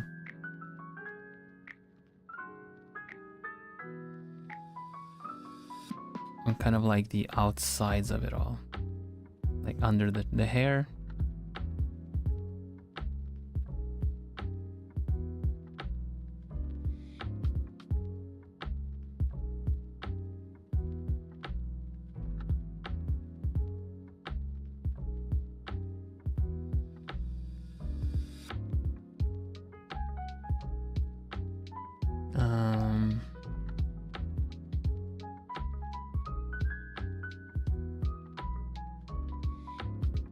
Something like this.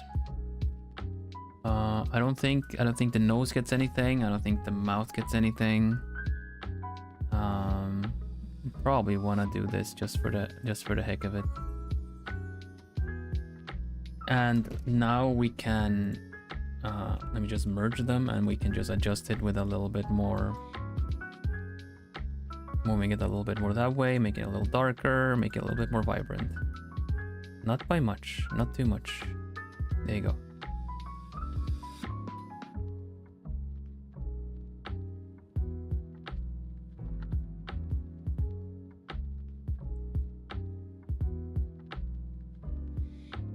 Oh, nice, Oma. Thank you. It's a shared Discord for all of Globie members as well, so you'll find the discussions regarding me in the part that's called Bill's study. I think that's what it's called, right?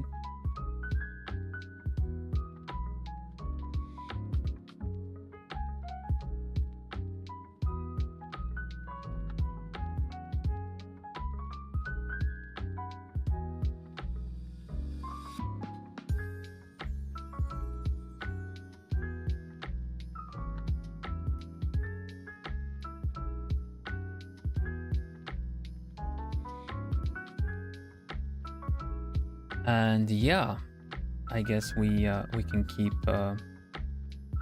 coloring parts. How about the eyes? Let's I gotta do my hazel eyes, so I'm gonna do it green first, then I'm just gonna do a gradient. And then we do a highlight.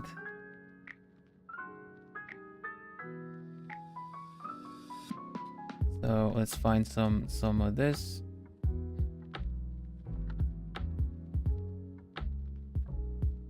There we go. That is my eye color right there, and then we do this last little bit that all the Puyo characters have. There we go.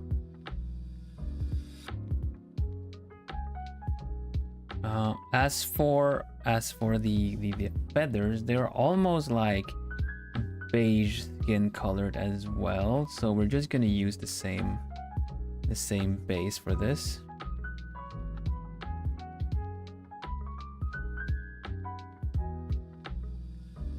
now that I have done the face, I can actually just go nuts with this and draw outside of a lot of things. Because I can just select the colors I've already done for the face to kind of to quickly just copy and delete. Good morning, Siffy. Welcome.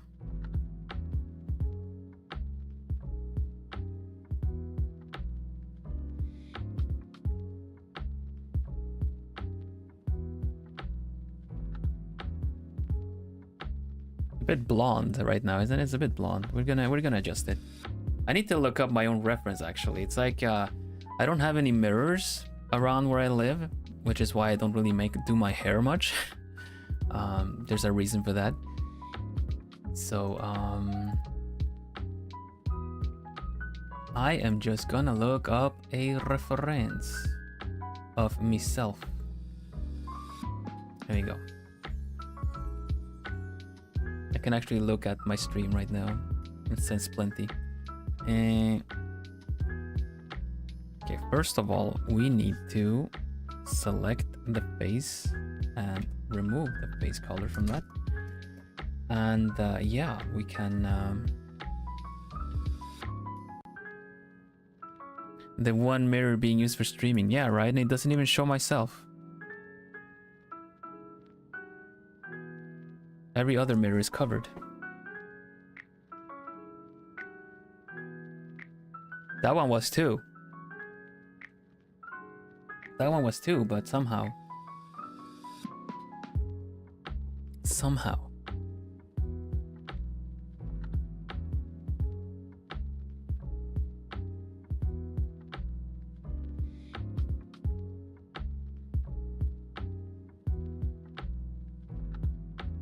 Now we're getting close to it, right? This is a good base. This is a good base color, I think.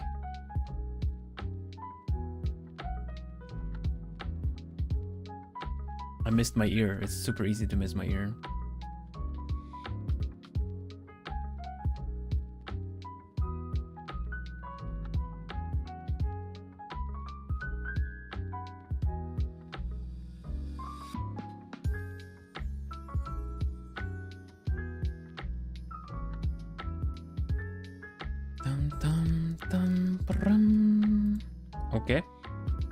Okay. We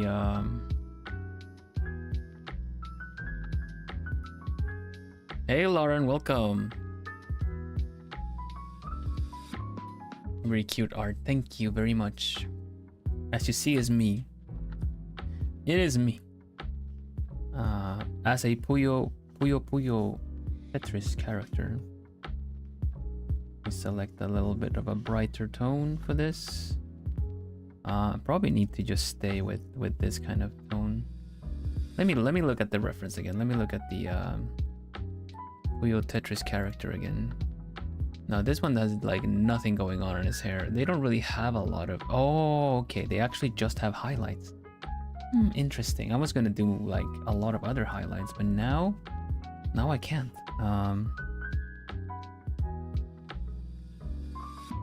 Basically, I only get highlights, not even shades. I am probably gonna do the tips that are a little darker though. That I feel like is kind of, it needs to be there, you know?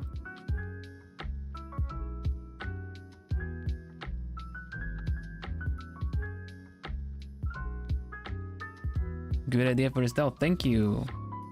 The truth is, I'm gonna be playing Puyo Tetris, a Batsu game on next weekend, and I thought, you know what, it would be cool to have. I really like Puyo Tetris, so I would like to have a character drawn like that. And then I'm like, wait a minute, I'm an artist, I can do it.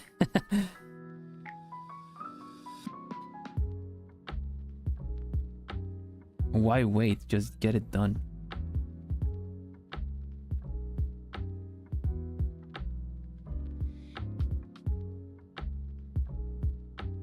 Okay, so Puyo style is only highlights.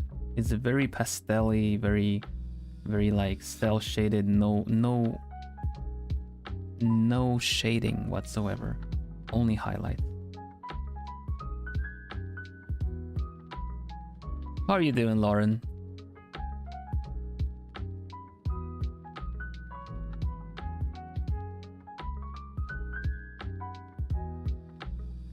Bum, ba-dum, bum.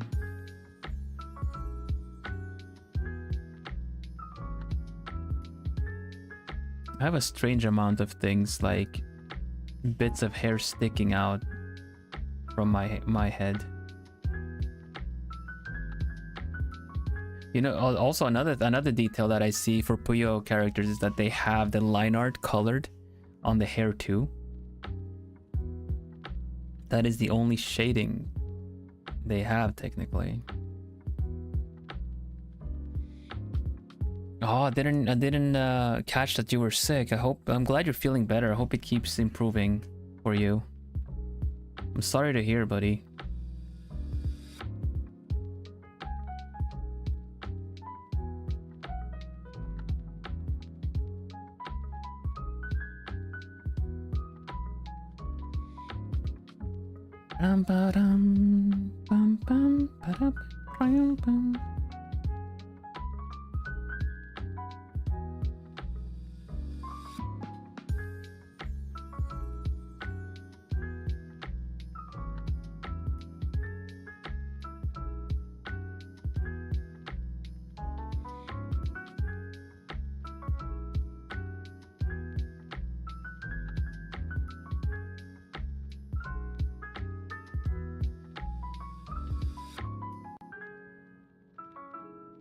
Okay, something else, but I'm gonna need a little bit of shading for this.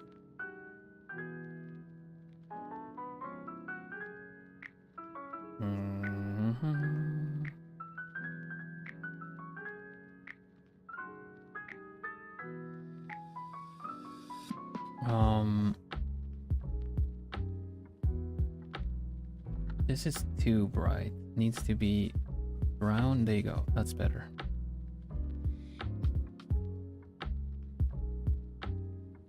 This is interesting. This style in general is just really interesting.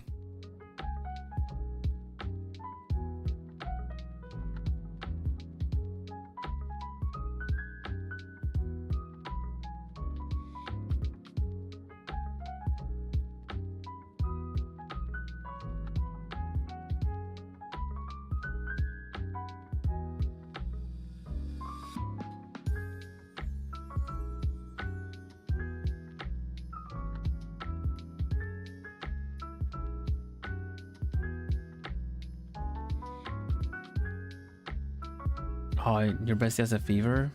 That's nice of you to go visit. But man, I hope they feel better. Or flu, yeah.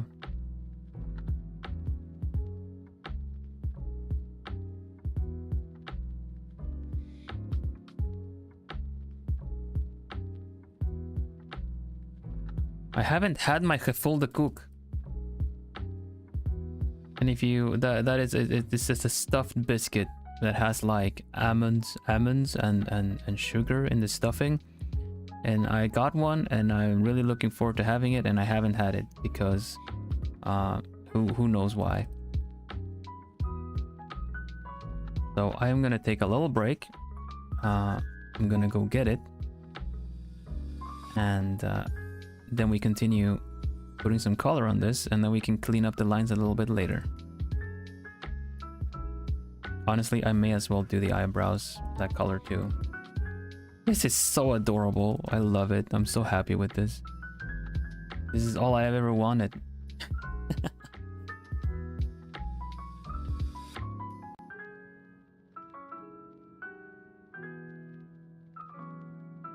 I need to get those dark tips though.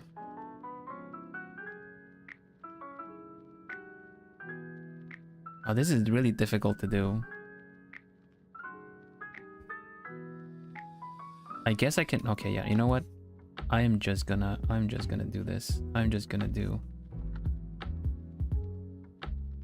We are just doing this.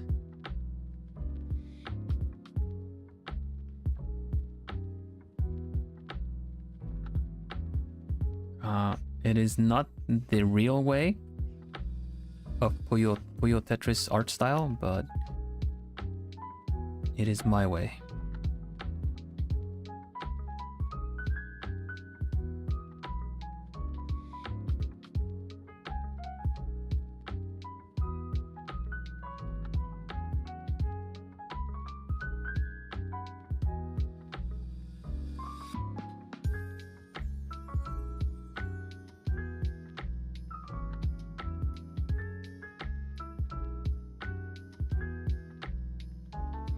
We're just gonna make them a little lighter. It's all fine.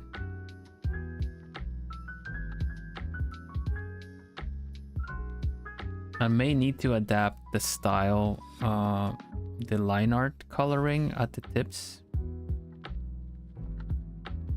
But I think I might be okay if I actually do it the same color as the lines. It should be fine, really.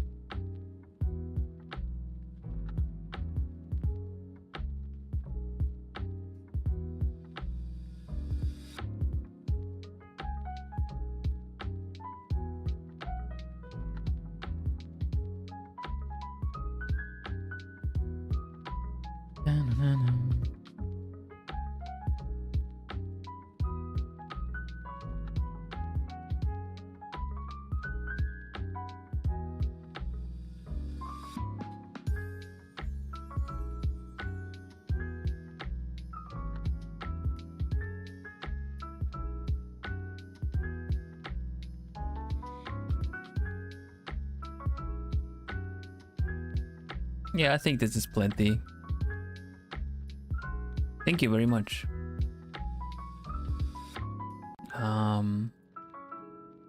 Okay, the same green color of my eyes, I guess, should go to the gem.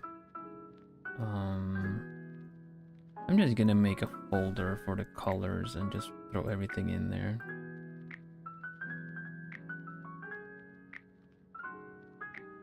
Just makes it easier.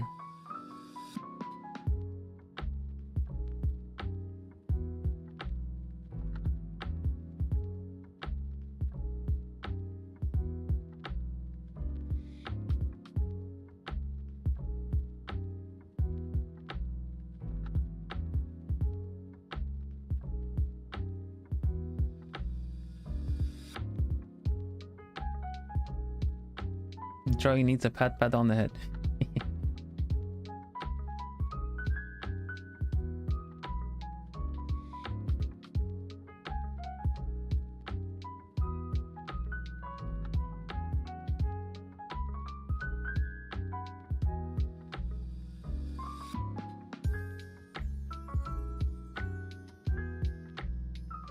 Okay, I will be right back, okay? I'll be right back. I'm gonna go get my... I also noticed that the skin color is off when I look at myself.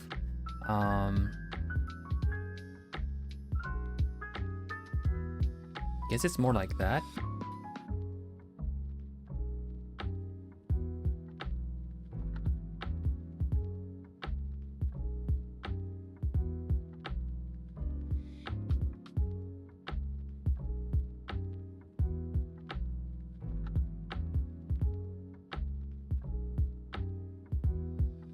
I guess we can't really have it exactly. We're just gonna need to emphasize that it's tan. There you go. Yeah, it looks more accurate. You're totally right. Like, why am I not like comparing it to myself? Also, we need this detail there. Oop.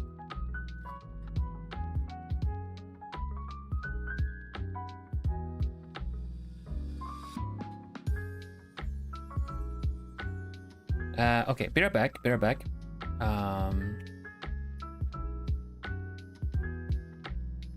Be with you again soon. Just a mo.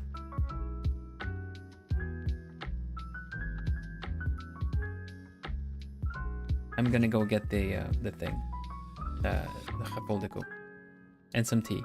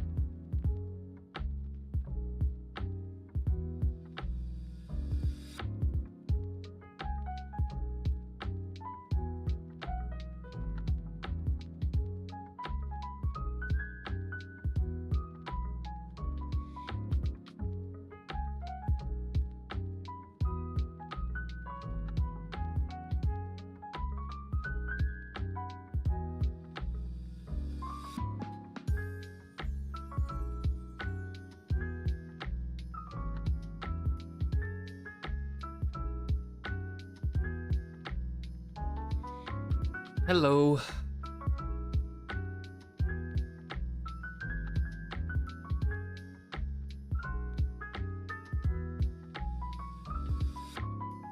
Thanks for the moderation, Natsu. Good job.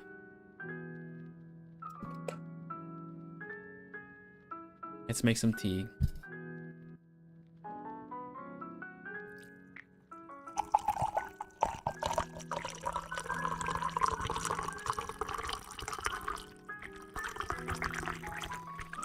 Sorry everybody, but the gevoel de koek does not crunch. So I cannot give you the one crunch.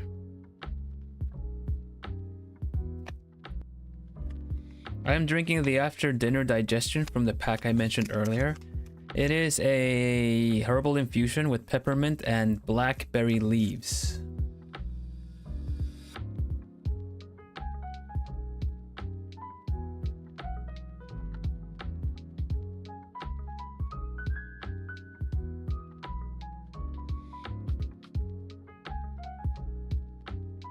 That's a lot of Newton. Thanks for saying, Natsu.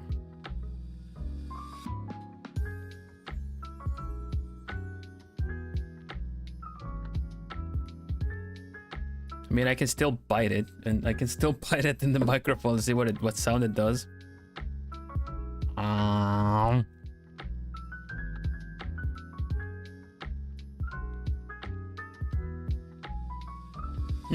Tasty. It's a filled, like, it's a stuffed biscuit with what did you call it in Swedish? We had a word for this. In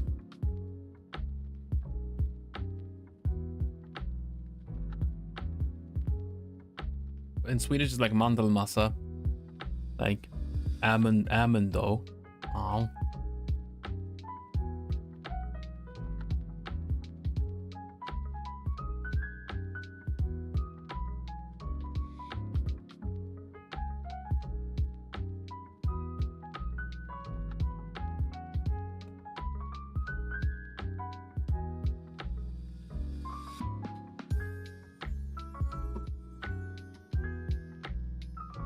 I am almond paste. Oh, yo, that sounds nice. I live in the Netherlands, but I'm from Sweden originally.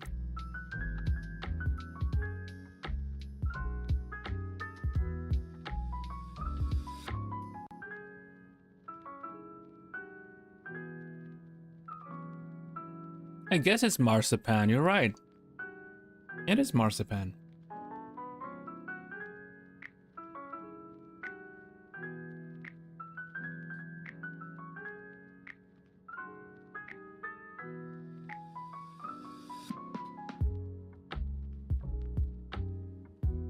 I love marmalade. In Sweden, you would make like sandwiches with cheese and orange like marmalade, or apricot and marmalade with cheese. It goes really well together.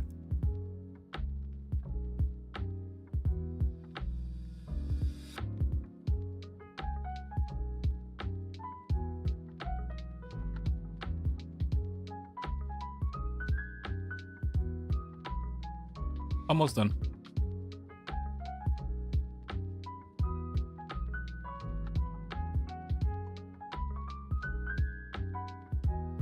I don't understand why, Lysander.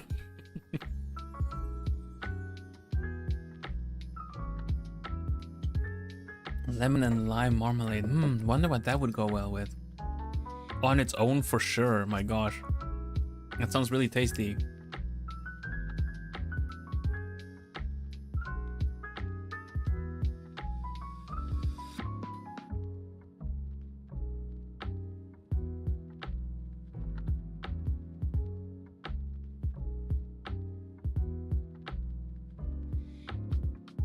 No, not so much now. I finish eating when I talk in between, not with my mouth full, no.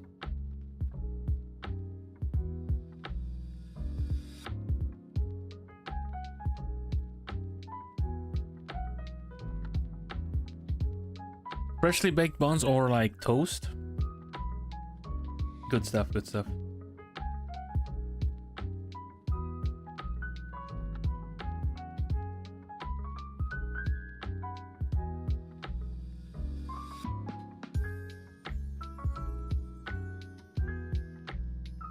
Yeah, French toast, nice too. This is the part of the stream where we all get hungry as a collective.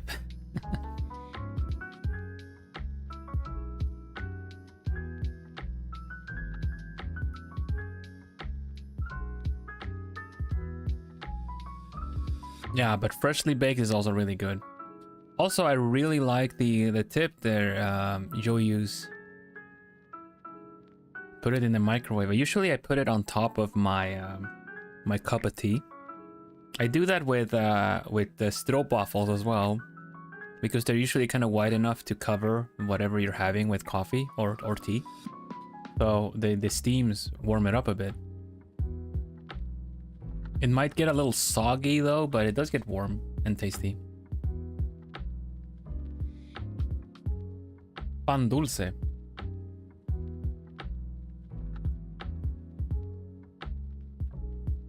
I'm not sure what pan dulce is.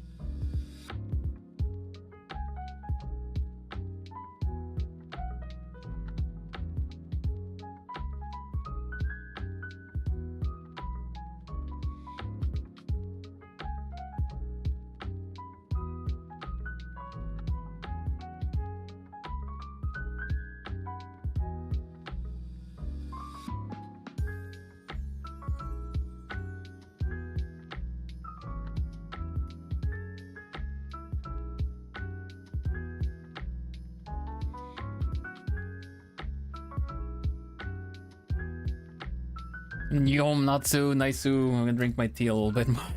You're gonna make me open up like a Nature Valley snack.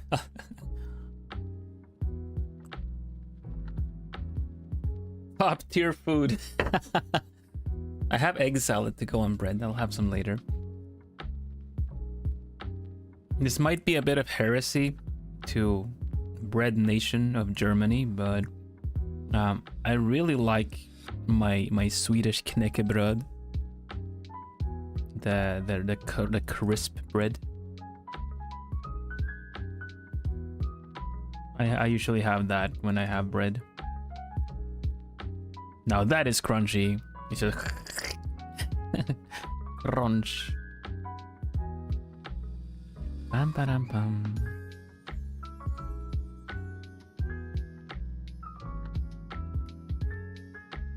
Oh. The heresy. It's because I don't know, mainly because it's you know, essentially very toasted fiber bread.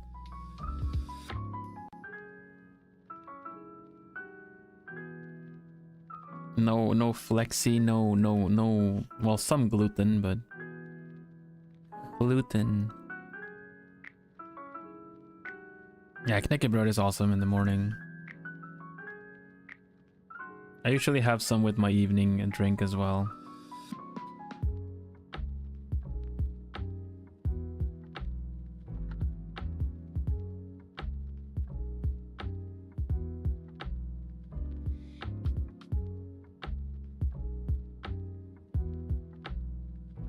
Now with this design, I am missing some of my gold chains and stuff.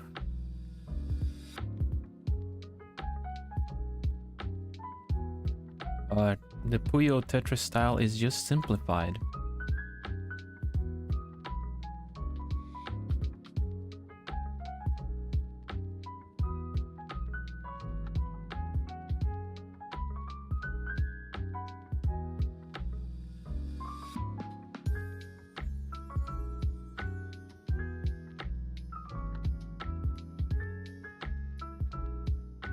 But the green outfit that I have is actually a little bit more blue than this. This is a little bit too on the yellow side of things. So I am just gonna fill it all up and like adjust the color on this.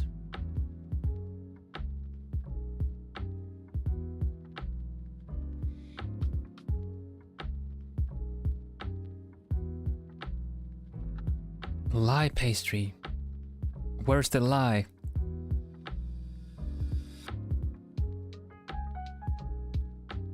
Huh?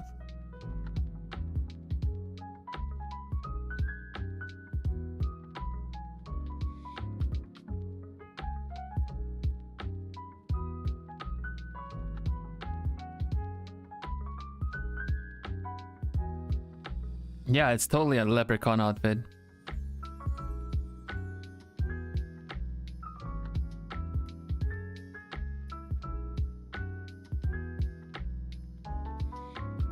Banana bread. That's good stuff. Wait a minute. What? No, no, no. I did it on the wrong layer. No. Wait a minute. Did I? No, I did not. Good. That was scary. That was very scary.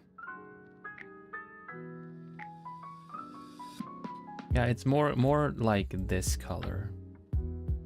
Desaturated darker.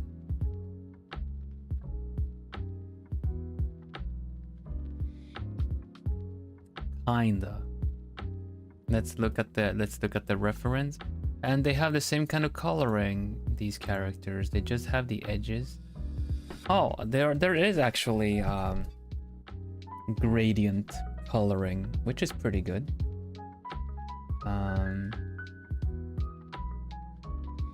Yeah, but they also only have the edges kind of like colored.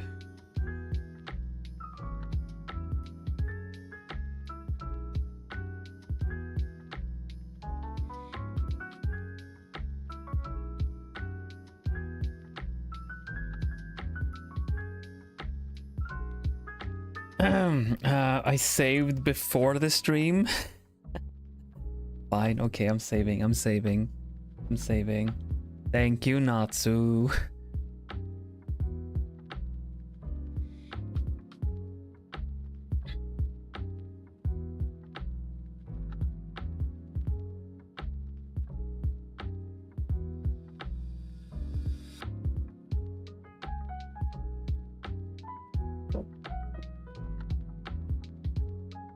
Turning off autosave. Autosave just takes up space on my computer.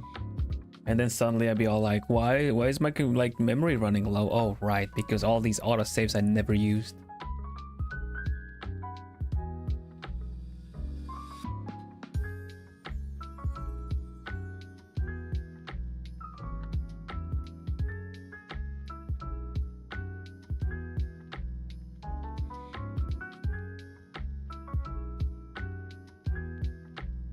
It's quite funny when you see my outfit with only the main color, right? The idea with a main color such as this is that, you know, you have accents, you have like, you get supported by the other colors around it. And in this case, it's a bit of like a beige color. My gloves are not actually white. They have a bit of beige in them. And we're gonna do very dark beige and then we're gonna fix it.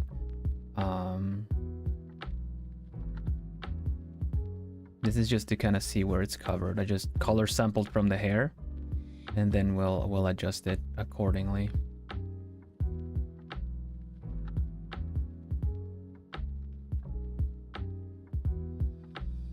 We'll do the feathers on their own. It's just gonna do the cravat.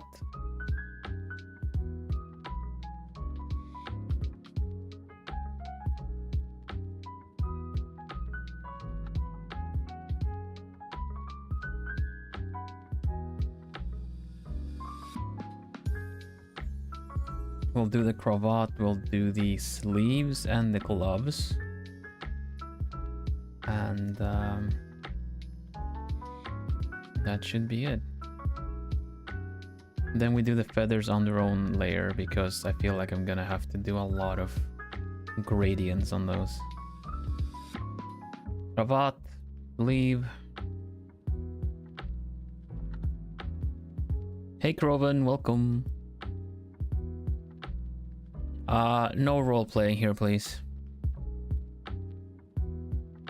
I never know what to do with role playing characters, so I like people that come in role playing, so I just tend to ignore them.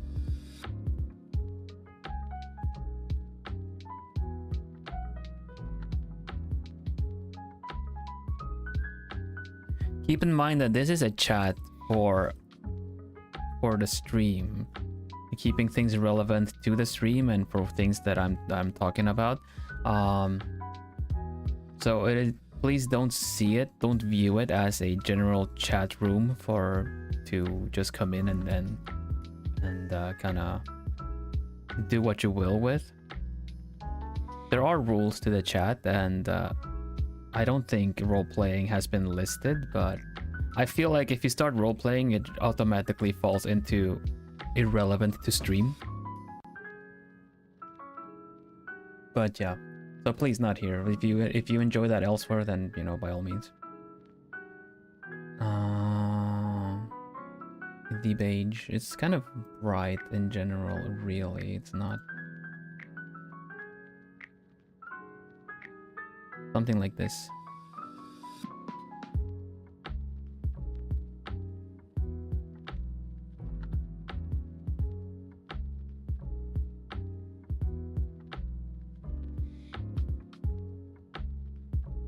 This can probably go kinda closer to white. Thanks for understanding, though. Asking is free after all. You just you can't find stuff out without asking.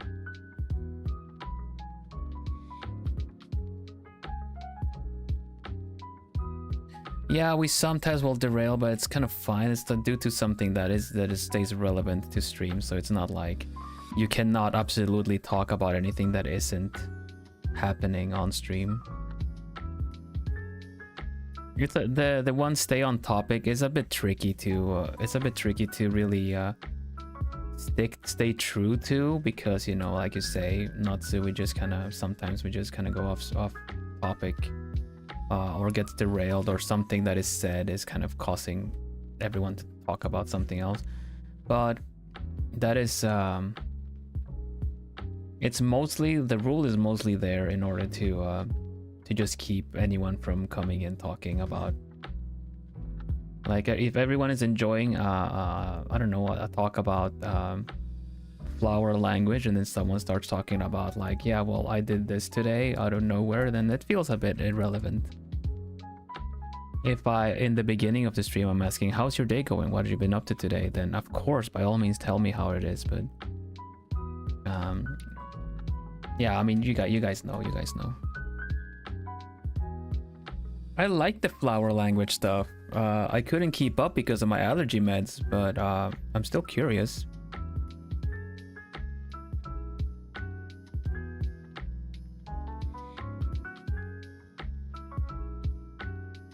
I love those kinds of talks, really. I'm keen to learn about all kinds of things, you know? But it becomes a bit awkward when it's almost like someone insists on changing the topic. And it's very blatantly obvious when they make it about them, you know?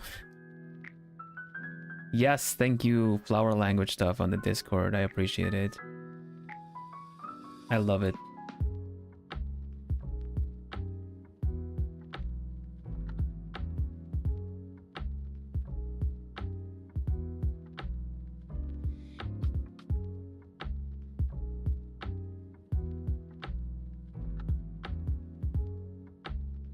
Dragon language? Don't know about that.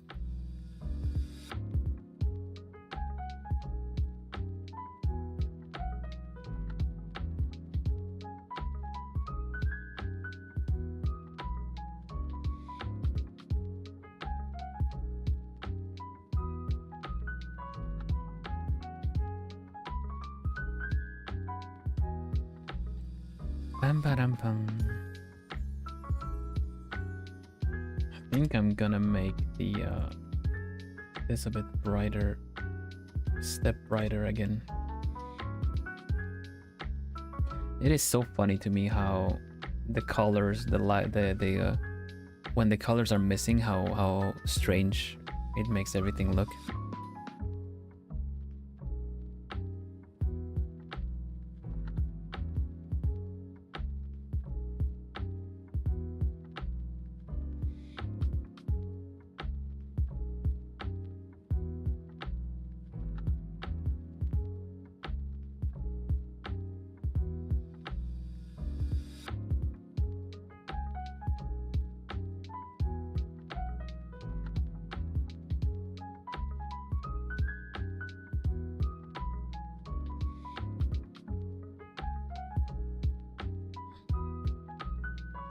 It is kind of Paper Mario, isn't it?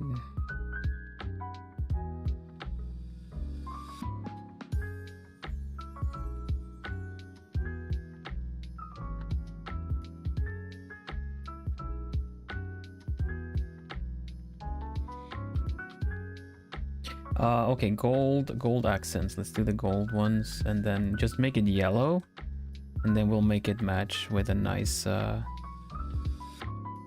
nice gold.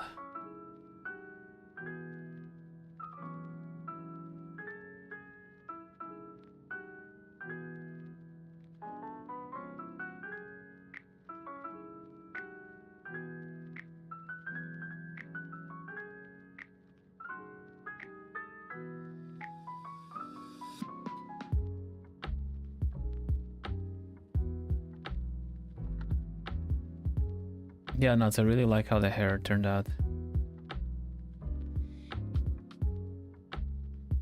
The gold needs to be a little bit more to the brown side of things. This is too yellow.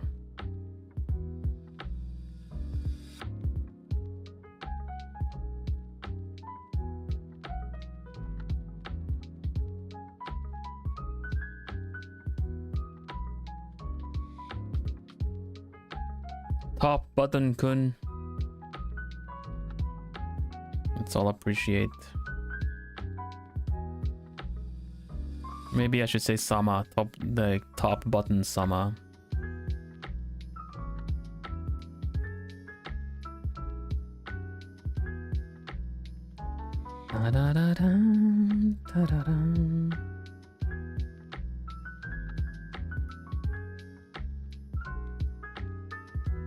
What does my teacup look like? Hold on. Okay. Kind of hard to remember him every so often. Top button sama.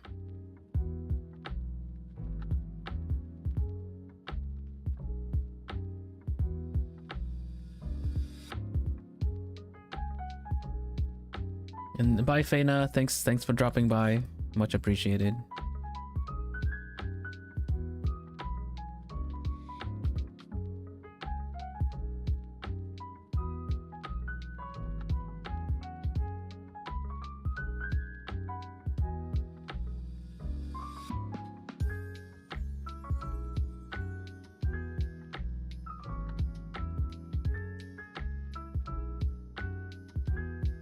I'm working on it.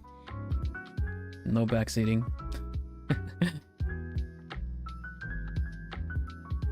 Because it's also supposed to match the Puyo style, right? If I do everything completely according to how I look, the colors are going to be very desaturated.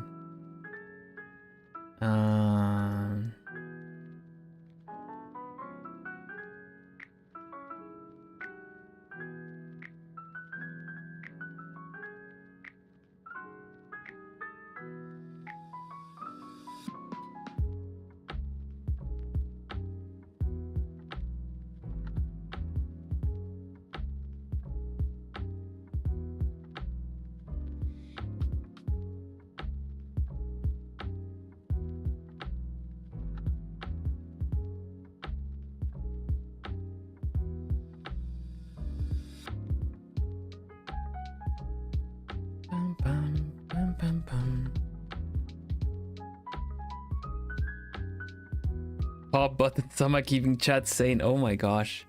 Imagine I get like a toggle where it just pops off.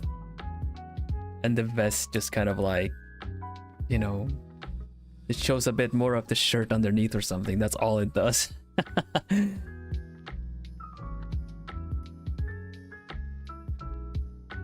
That would be so funny.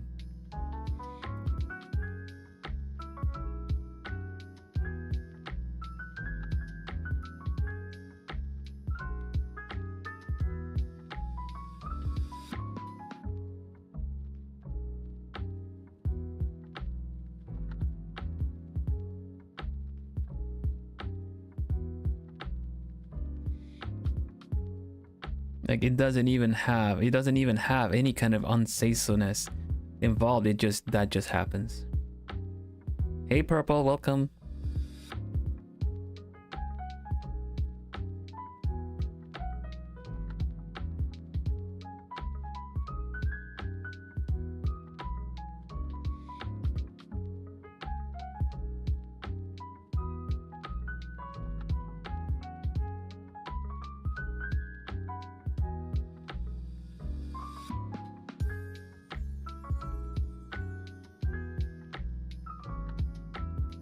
Really tricky to nail this this tone of gold.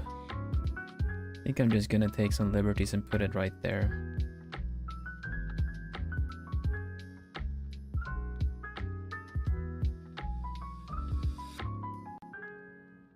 Proper himbo energy. You think I could pull off himbo? Hi Umi, welcome. Let me wrench you. Everybody duck. I'm throwing a wrench at Umi. Everybody duck. Bonk. Clong. Okay, you caught it. Good.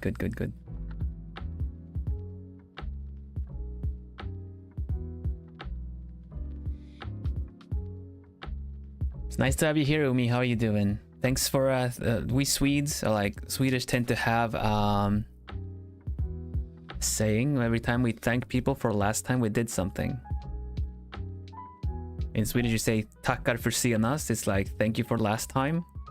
I don't know if there's a custom like that in English at all, but I'll just exercise that anyway because I'm Swede first and foremost. Thank you for last time. I had a good time. It was great. It was fun, and I've been wanting to do something with Umi ever since Umi covered my debut. Actually, was one of the people that did the watch-alongs. And yes, I did a duck noise. Duck. Whack. I don't like this gold. It is too yellow. It is not gold enough. There you go. Could do something Ace Attorney related. that is not bad actually. I believe Ace Attorney is really tricky to get terms for, but if ever.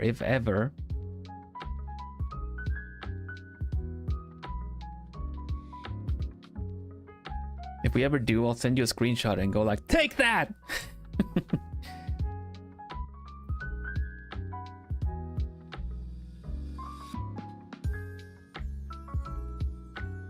I swear to God, Ace Attorney is one of the most annoying sounds to hear someone else play.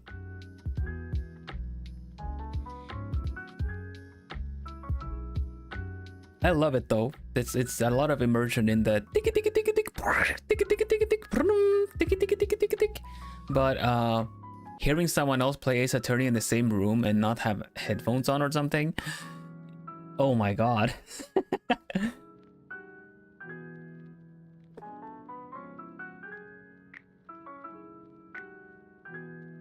It made me kind of go like, I hope I did not make I did not cause this to anyone else.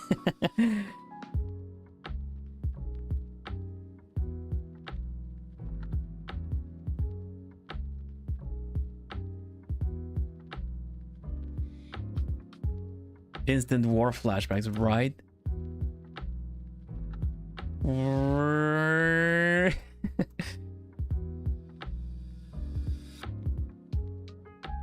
Oh, that's awesome.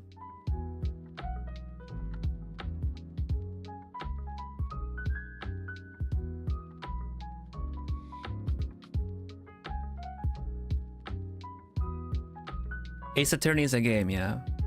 It's a visual novel style, almost like a puzzle murder mystery game, but you do it as an attorney.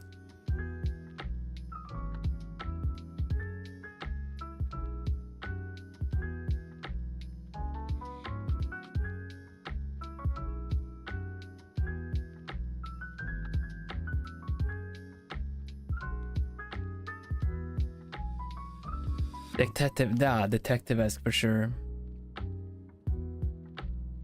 Hotel Dusk. No, don't give me hope. I cannot do Hotel Dusk at all. I'm so sad.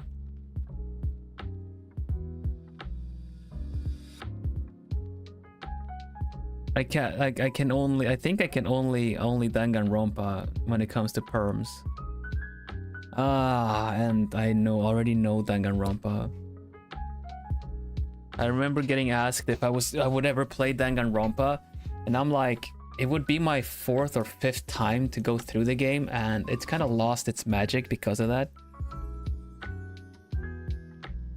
Like, if I have to hear the main character kind of iterate again why something is what, and I'm just like, no, that's not it. No, that's wrong.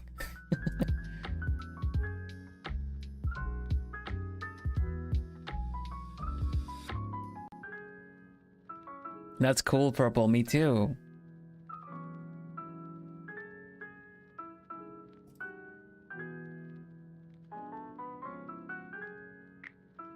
Dang it, Grandpa is like one of those yeah, it is. It is.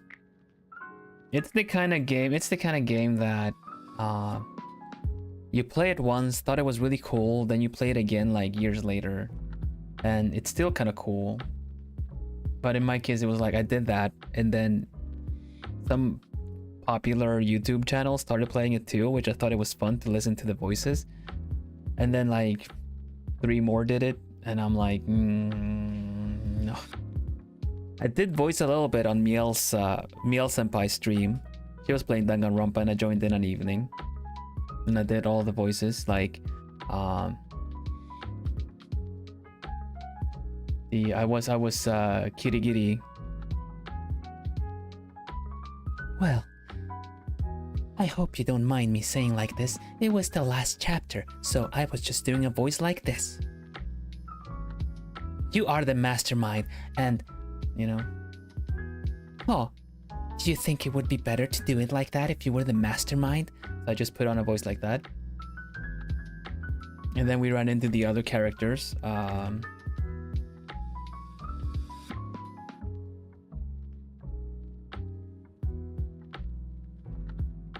And like Yasuhiro, like Hagakura got my Shaggy voice. Yeah, Purple, we were talking about art programs before. Who is your favorite, may I ask? Of Danganronpa?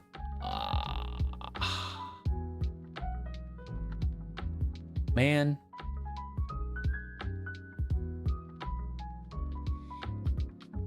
Can I say Sakura?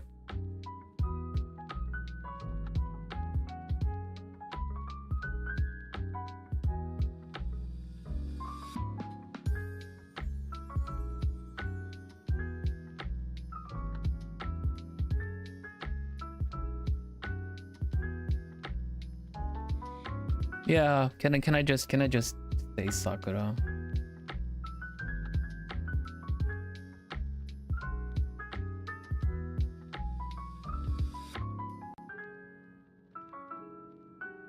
What about the other games? What about the other games? Oh.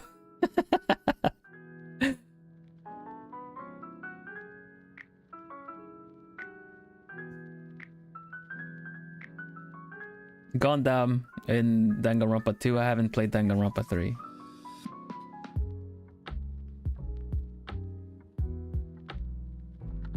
Because by the time I played Danganronpa 2, I was kind of done with Danganronpa.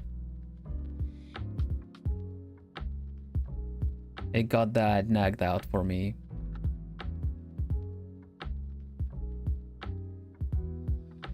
Oh, yeah, no, Sakura is a character in Danganronpa. Yeah.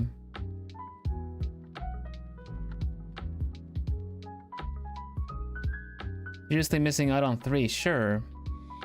But when you are like burnt out on anime that you could be used for doing a barbecue as a charcoal, then I feel like I wanted to give Danganronpa 3 a chance to wow me and not have me roll my eyes because it's so anime. If that makes sense.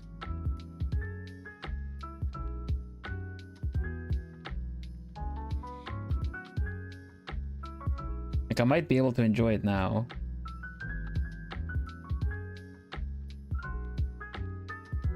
I do own it, I did buy it, I just never got around to it because just the thought was kind of like, I can't with this. It wouldn't be fair. I want to enjoy it.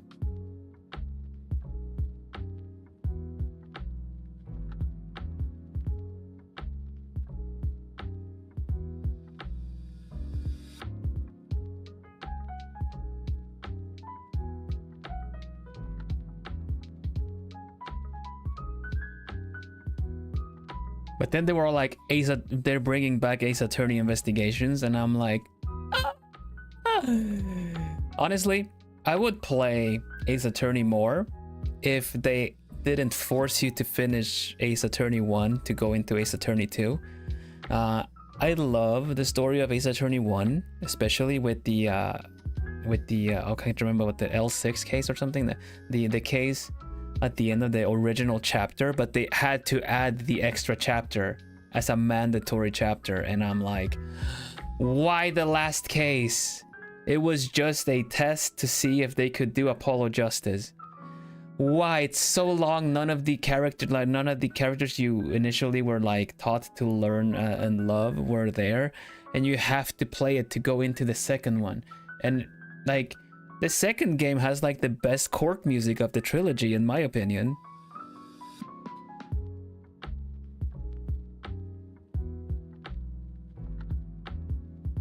Yeah, Joyus, I will definitely play Danganronpa 3 at some point. Now is not the time, but I will. I intend to.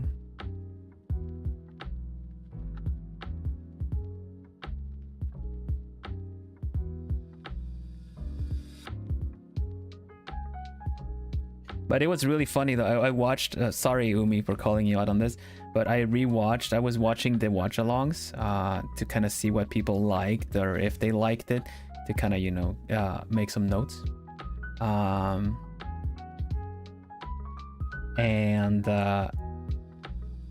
when I mentioned stuff like Ace Attorney, because like Umi was like, what about this? Oh, it tries to type. I was like, what about Ace Attorney? What about Ace Attorney?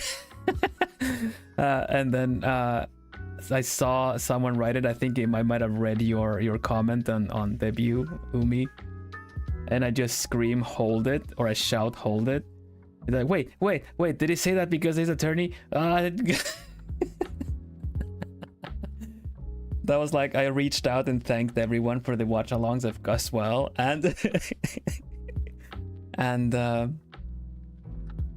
it was like, no, but wait, do you actually like Ace Attorney though? I loved it. It was so funny. It was so funny. But of course, I couldn't just say like, yes, I like Ace Attorney. Objection, ha ha ha. You know, no. So you had to like, I did it like Franziska von Karma, I think.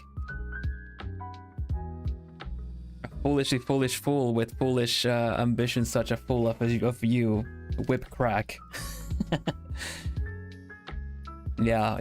You need to know. You can't just be like, yes, I like this game, and it's just like the you know, yeah, I like Ace Attorney. Objection, lol. It's like that's the most basic ever.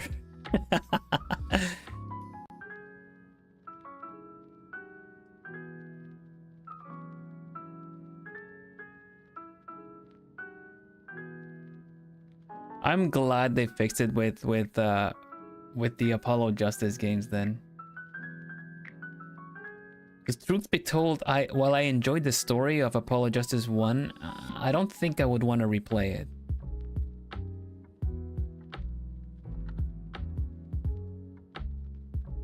I think a lot of people here appreciate Ace Attorney, actually. I wish I could play it. At some point I might.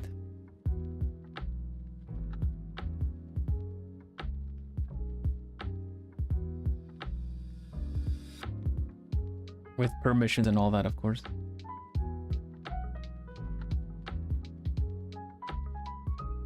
Honestly, like when I think about it, we could do something still, Umi. I just would not be able to stream it.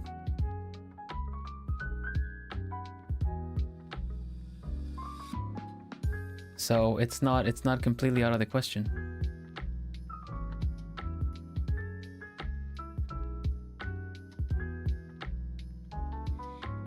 Alright, should we try coloring the feathers? Should we try coloring the damn feathers?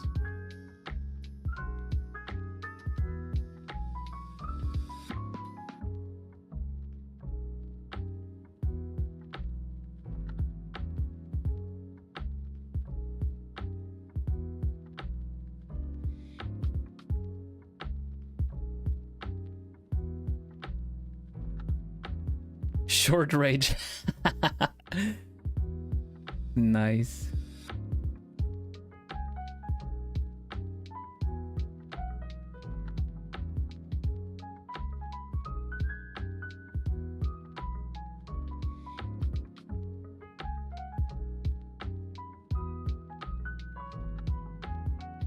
I actually haven't played anything past Ace Attorney Investigations 1.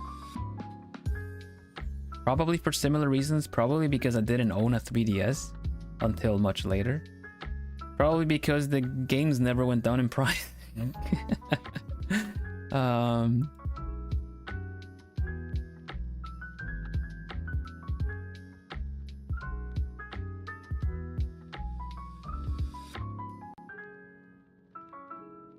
Okay, Natsu. Thank you.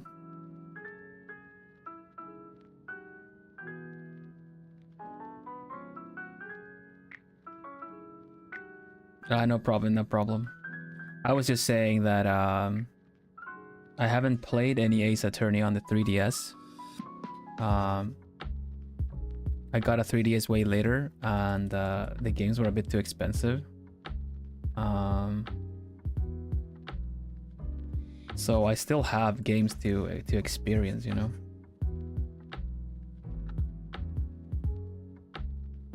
Dual Destinies, is that what it's called?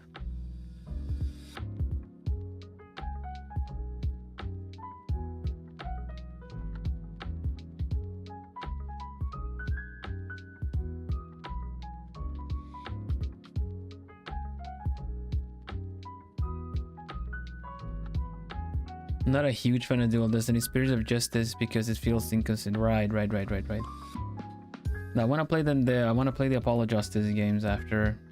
I just felt with Apollo Justice, I kind of had this kind of like I wanted more Phoenix Wright and those characters, and so we had to get used to some new ones. Not that they were bad. The new characters were really cool, but you know the whole like having to get used to the new stuff.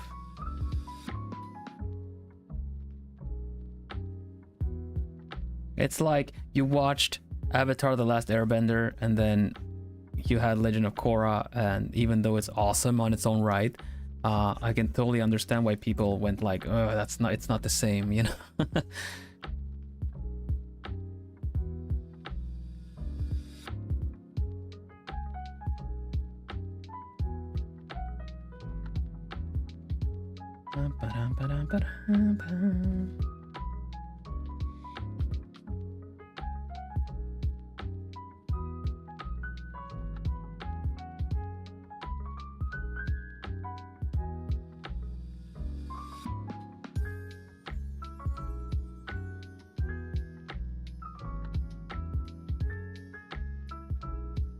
Take care, Natsu. I'll catch you later.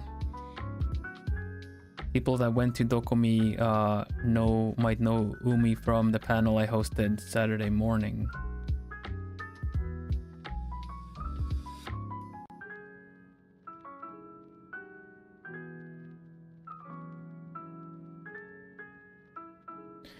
Yeah, I get that impression, Joyus, you know? I get the impression that Spirit of Justice is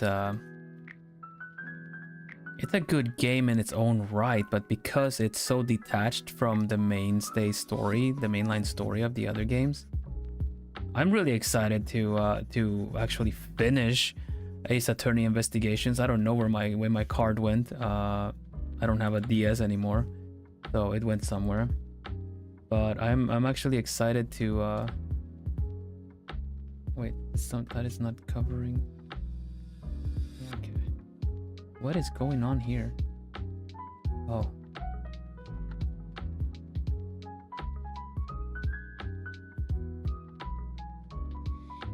Why am I taking this so slow? What? I should just done.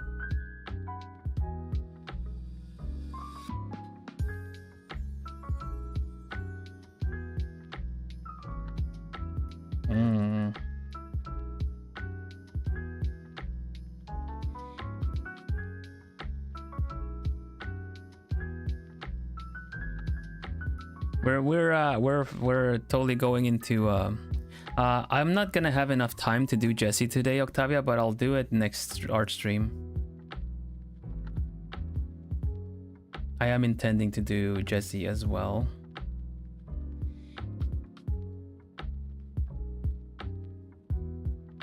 I still need to fix the lines on this one.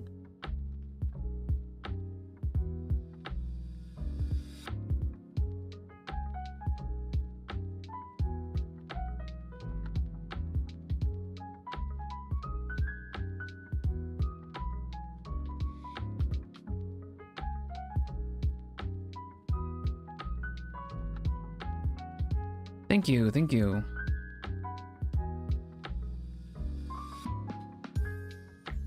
This is a Puyo Tetris style character. I'm drawing myself in Puyo Tetris style. Normally, you'll see like me draw a portrait like this. This is Kiri Kilovolt, my my genmate. I made this portrait as well.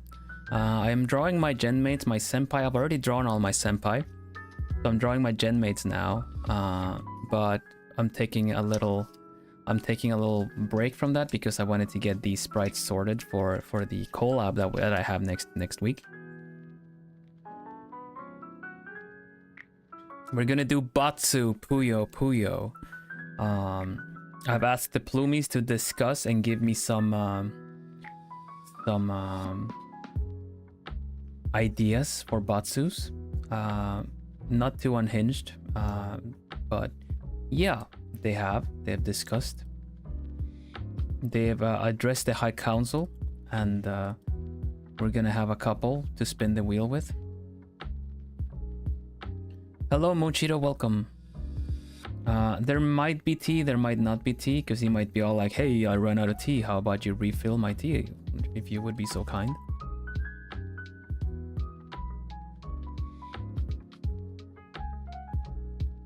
So yes, next weekend, as you see, like next weekend, you can catch me playing Puyo Tetris with actually I'm gonna use the same red color as the it's gonna be Rooibos red tea. How's that? You know, that's so funny, Umi, because I was thinking of asking you guys that, and I completely forgot to. Thank you for bringing that back. Catchphrases, do you mean kind of like the spells, right? The Puyo spells? Characters in Puyo Puyo, and hence also by extension Tetris. The spells are what they good rolling are. Rooibos, yeah.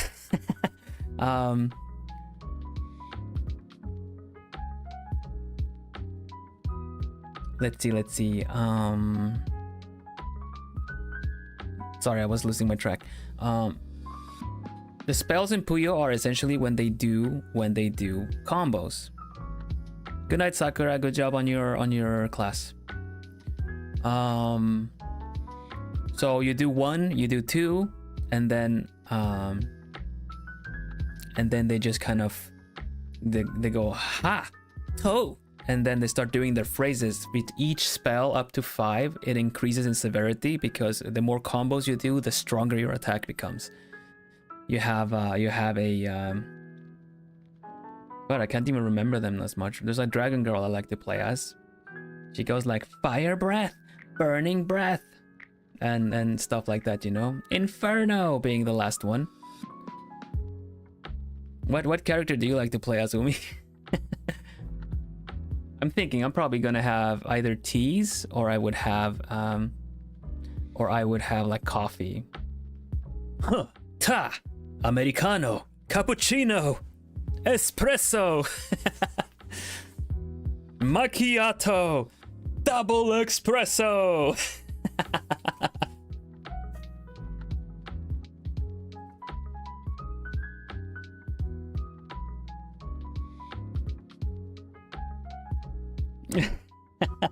It like increasingly more caffeine as well.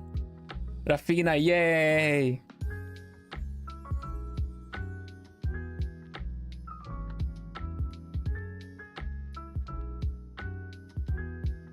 Kind of like a stand user, actually. Yeah, they do that. Sine, cosine, tangent. Triple espresso. Yeah, I guess that would be the one. It's a bit too much espresso. I wonder what is like. What is there otherwise? Coffee with increased caffeine. Coffee drinks with increased caffeine. I like Philly. I like Philly too. It's coming. I can see it. Horary. Conjunction. Principal star.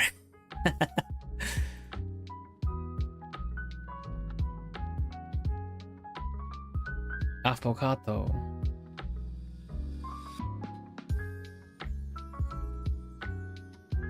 Yeah, I get that. She can see into the future, right? So she can see the future coming, but yeah. What is affogato? Affogato sounds like it's something roasted. Oh, that looks tasty as heck. Dang it. I shouldn't have looked at that. I should not have looked it up.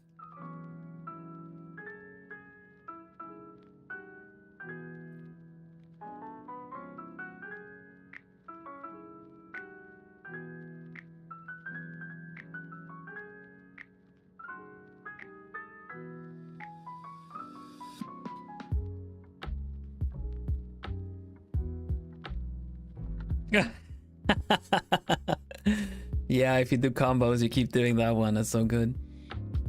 Where would affogato be? Would it be like... Oh, actually, we have one here.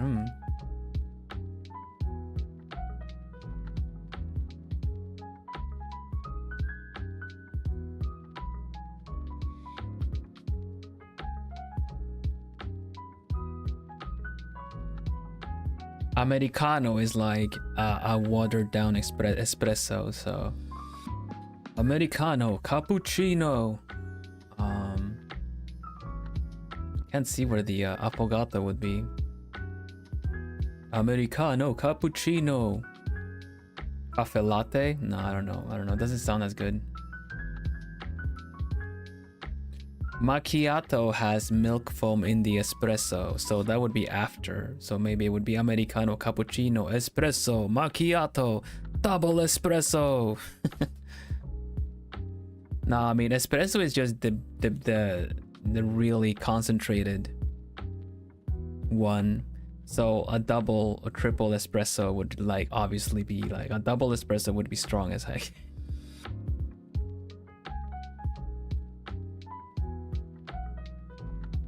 Macchiato is an espresso with milk foam, so it's essentially as strong as an espresso, just has a little bit of foamed milk.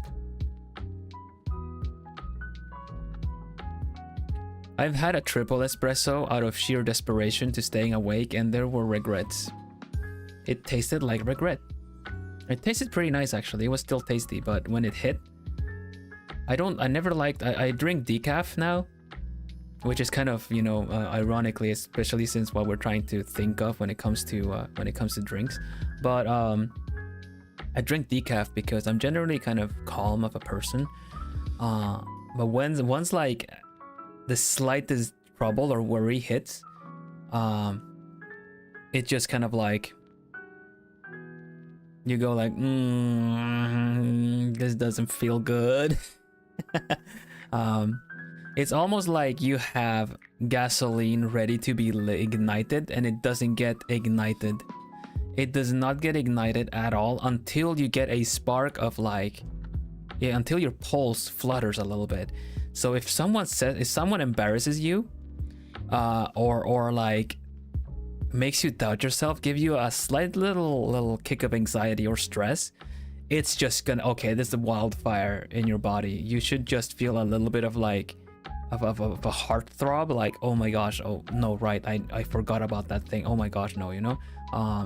But if you have like a double espresso in your system and you do that, you are gonna hear your heartbeat in your ears. Essentially, it just like ignites everything so bad, and that level of anxiety, I'd rather not. It can be similar to a panic attack, and I do not appreciate that. So I do decaf, and I enjoy the aroma, and I enjoy the flavor, but just leaving it at that, please.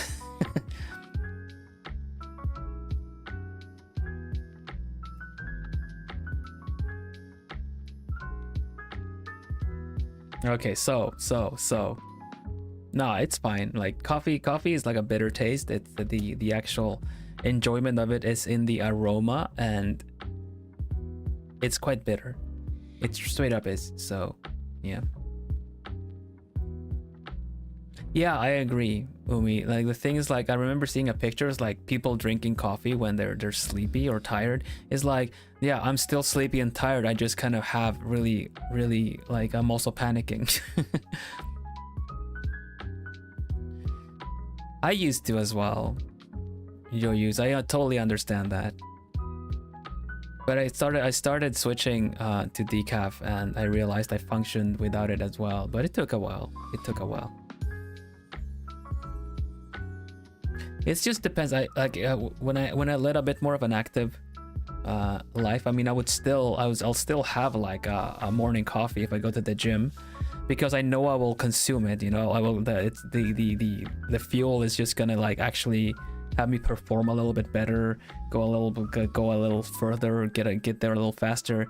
But if I'm just gonna be like chilling, streaming, like today would be a bad day for coffee, because I'm just here taking it easy, and then someone enters and says something strange in chat that just kind of makes me kind of like, what the hell, you know? I'm gonna have to ban them.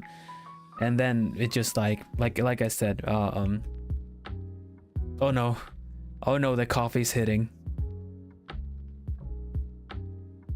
Help.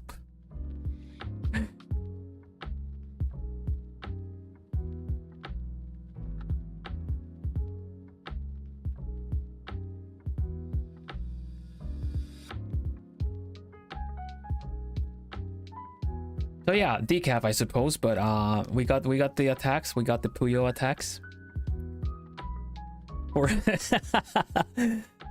yeah. I hope it was tasty, yeah. So what was it then? It was Americano, cappuccino, espresso. I feel like I'm missing one. Macchiato, double espresso. Where everything like, and all the boom. Yeah, I really love Puyo Tetris. It's like one of my favorite game. I still play the first one.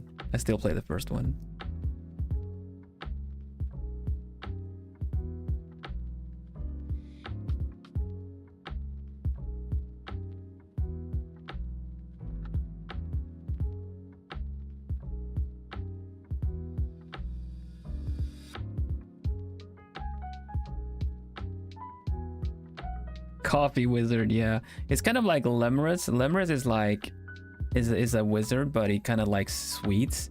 So he says like parfait, you know. That's like little shortcakes and stuff like that. I think he's like, I like him a lot.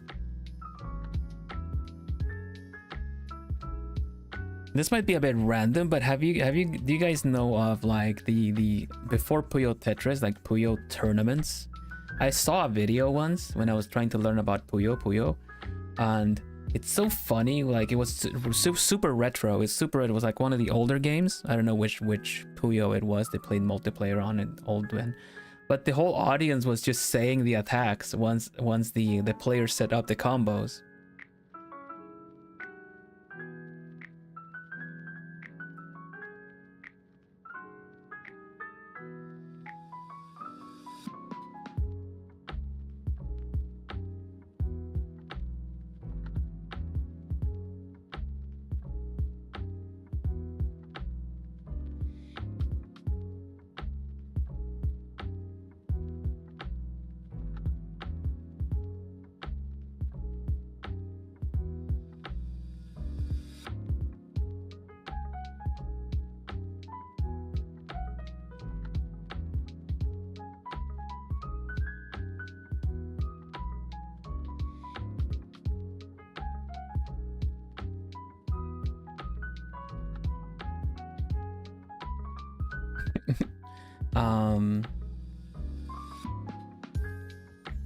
I got texted.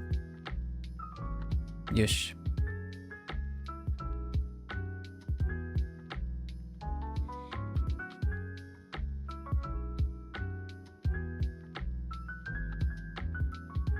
Pumpkin spice steamers. Oh my gosh. I bought like pumpkin spice. I love that Albertheim carries pumpkin spice. Also, please, if I kind of lost my train of thought. I don't want to leave you hanging to with something. I got distracted. So please, was there something I was gonna say? It feels so weird to say, but I just oh my gosh, that I don't know what's going on. Help. Ah.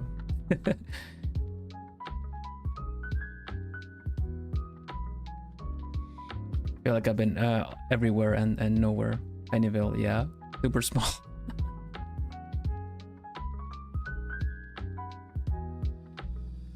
Dun, dun, dun, dun.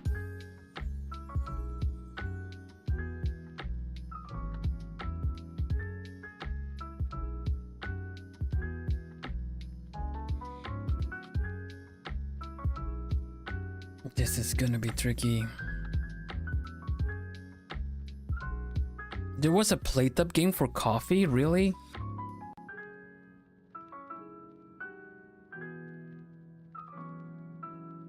You wouldn't happen to be able to find out what it's called, Octavia?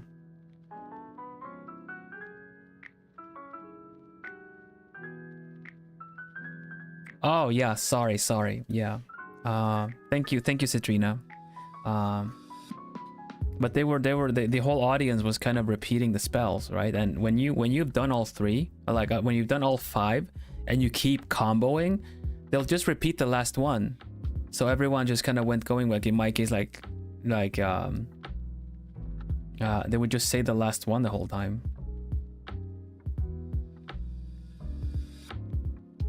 It's really funny to see the whole audience go like, fire breath, burning breath.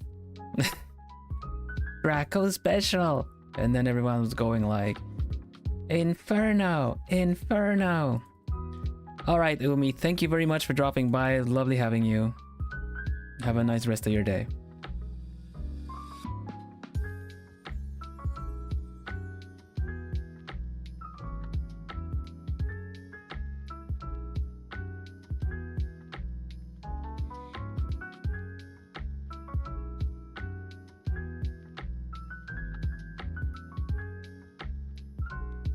With that, the colors are there. I just need to fix up the I'm gonna have to fix up the lines though. We're just gonna have to fix the lines though.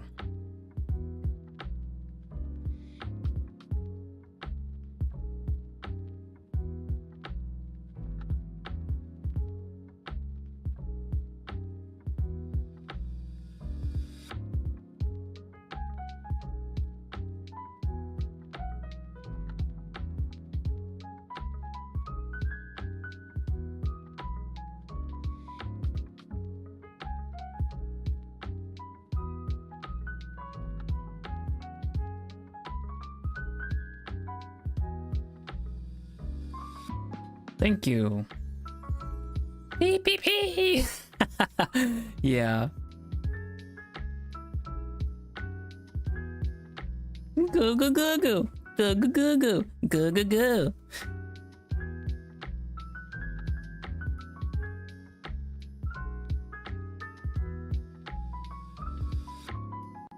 Anyway, I will repeat it for people that came in late. Next week, I've already shared the schedule for next week.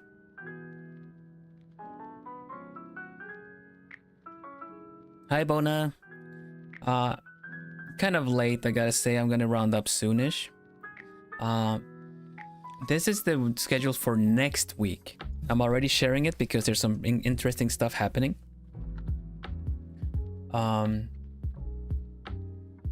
Stardew Valley is what you can expect at the beginning of the week. But yeah, on Wednesday, like today, next week, I'm gonna be playing and also talking general tips about Puyo Tetris. So if you want to learn about what to look out for, because generally I would just kind of want to educate and help, like explain to you what to look out for when I'm playing against Jesse on Saturday. Also, I'll explain the concepts of T-spins and general setups and openers and stuff like that. So we're gonna have like this little kind of Tetris masterclass. Not that I'm that much of a master, but I want to explain things so that you can understand the different ways to tackle Tetris multiplayer versus, because it differs. If you want to go for speed, you play Tetris Sprint. If you're gonna go for, like, you know, for combos, then that's versus, one-on-one versus. If you're playing multiple people, like 4 or more, then the strategies change again. So we're going to be playing one-on-one only. So we're just going to be talking about general Tetris tips on Wednesday. Then next week we have 2 collabs. One is Oshi Link. We're going to be playing Drawing from Memory, which is a really fun little drawing game. 4 people. I'll be joined by my man Vance, and we will be playing with Rina and Delta from Oshi Link. And it's this kind of prompt game we fill in ourselves. The game asks you, write an anime character, and then you can type whatever anime character you want. Let's say Goku from Dragon Ball, right? That's a very, very big classic one, or Luffy from One Piece. And then we have a certain amount of time to draw it from memory. No looking up references, that is cheating. If you don't remember, you draw your best. And then we vote. So yeah, it's going to be an artist collab with Oshi Link. It's going to be fun. It's a really nice icebreaker game. So yeah, look forward to that. Friday, we have a members only stream, the first one so far, which means that if you are not an apprentice alchemist, you will not be able to watch that stream, nor the VOD. That is exclusive to apprentice alchemists. If you got given a membership, you are only a student alchemist, and then you will also not be able to see it. You're gonna have to upgrade to apprentice, which at least will give you it will at least give you how do you call it, like a discount, because you already are a student. We'll see which Jackbox games we play. There are multiple ones, and it can just be fun in general to try different ones. Like, I would love to try playing Monster Seeking Monster with you all as well, depending on how many people are there. We will pick the game accordingly so a lot of people can join. And then of course Saturday is the day of Batsu Tetris. I'm gonna have a look at the lists of the different punishments that I already asked some people from the Discord to bring it up earlier, but it's gonna be easier to have it all compiled together and have a look-see. We'll see which ones I pick. I'm also gonna ask Jessie what level of severity her Batsus are so I can compare, because it's kind of silly if she goes full on embarrassing and I'm just stuck with something simple. So yeah. That aside though, that is next week. Also, I do want to say, already start hyping it, the week after on July 16th, I am going to be interviewed by Mr. Underhill. So I'll be on Underhill's channel. And yeah, Owl Boys, we strong together. So if you know that owl and you might be looking forward to that. So yeah, we're gonna collab. I'm gonna get interviewed by Mr. Underhill, because we're both gentlemanly owls, and he reached out actually. But that is later. That is the next week. So, but I'm really excited about that. So I just wanted to mention it. Aside for that, the current week, of course, tomorrow we have The Witness, tomorrow evening.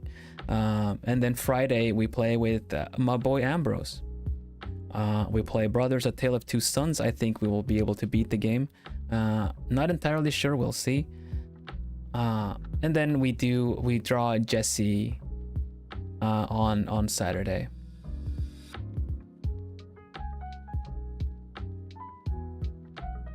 Oh, so let's have a quick look at this as well. Citrina, if you are listening, you can for sure give me the list of the Batsus. I can have a quick look at them.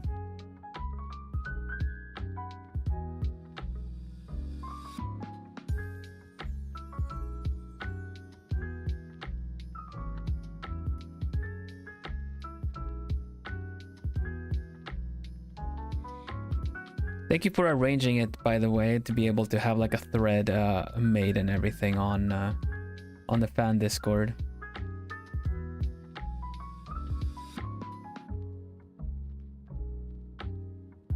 From the sound of things, there were not a lot of different voice lines to say, but I'll work with what you give me.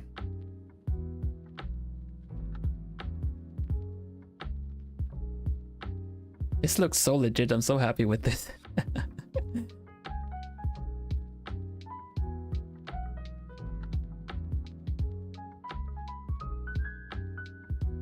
The feather cloak is gonna be the tricky one.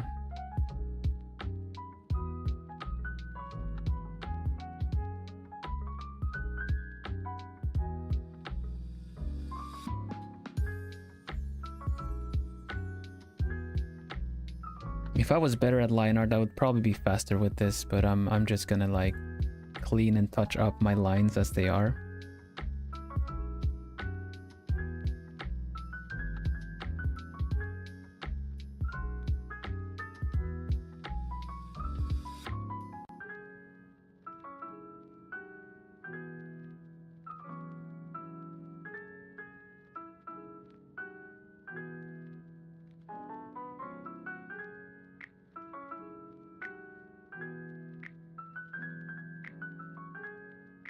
Yeah, I get you, Graham. I like the texture of the line art too. I might use the technique for some other stuff later.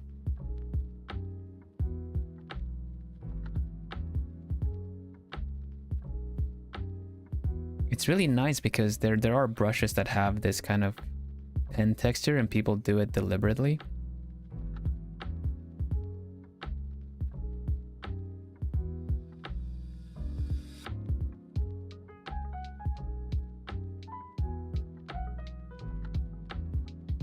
But yeah, let's see.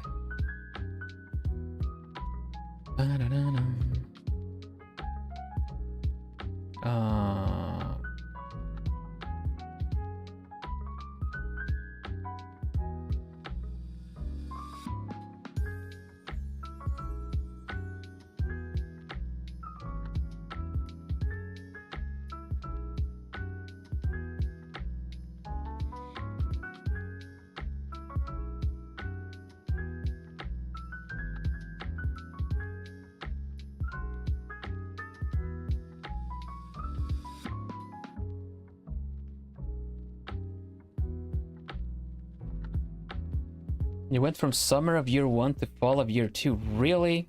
That is really fast. I've not been able to do that in ages.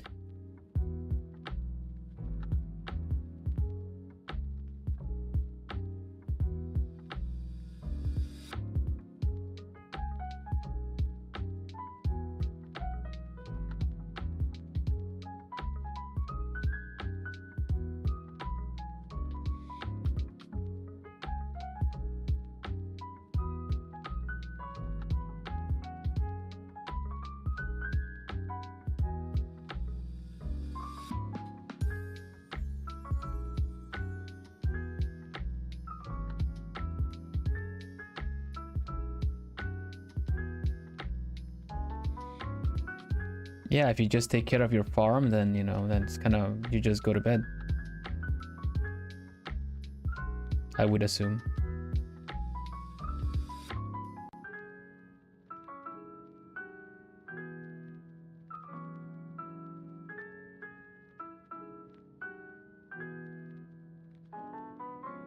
Hello, Mary, welcome.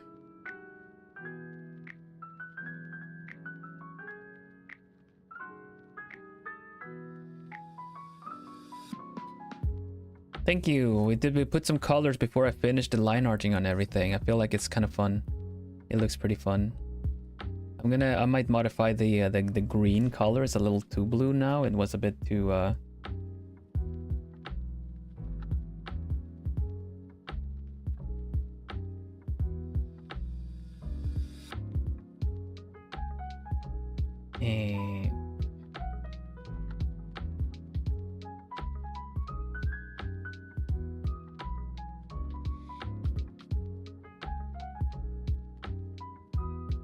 You doing all right, Mary?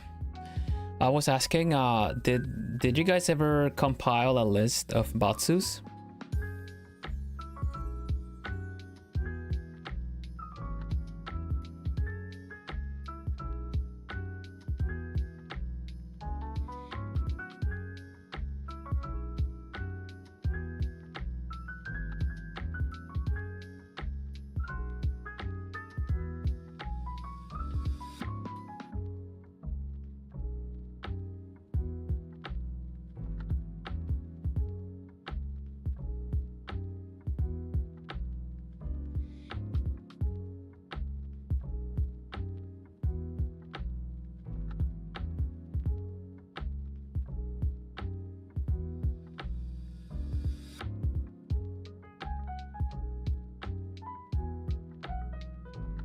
Oh, that's true, that's true.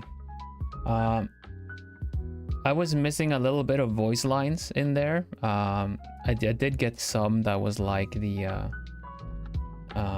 confessing my love, which is something that I already had as one of the donation goals in Spanish. Can do that for sure, for sure.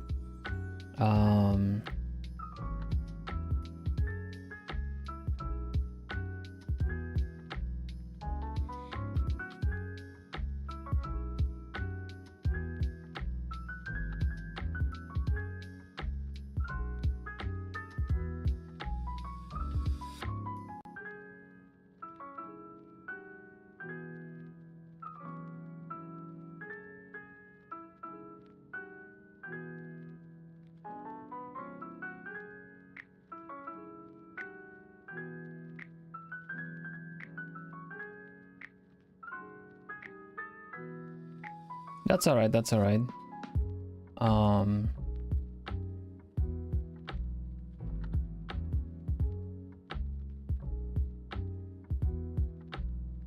All in all, how did it go?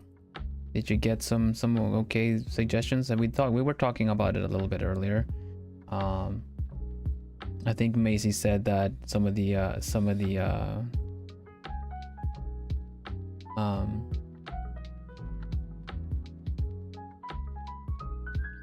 suggestions were a bit too unhinged or something.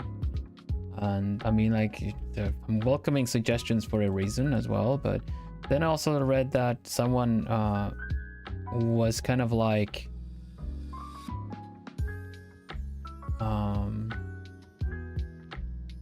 kind of hesitated posting anything after reading the unhinged ones, and I felt like that was a bit of a shame. Like every suggestion to come to be there, just not be like, you know, kind of let everyone speak kind of a thing, just like the chat rules here.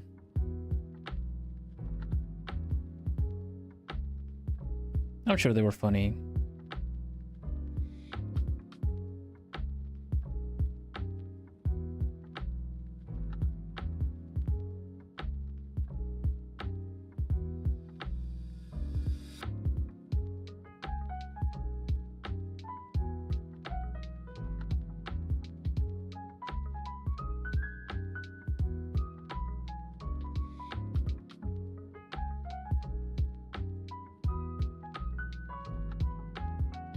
Yeah, exactly, Mary. Everyone's welcome to suggest stuff.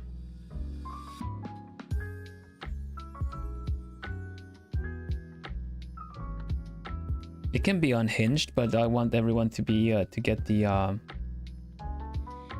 it would save me time if it kind of, you know, aligned with the interest of the channel and my content. But as long as everyone feels like they are okay to express whatever idea they might have.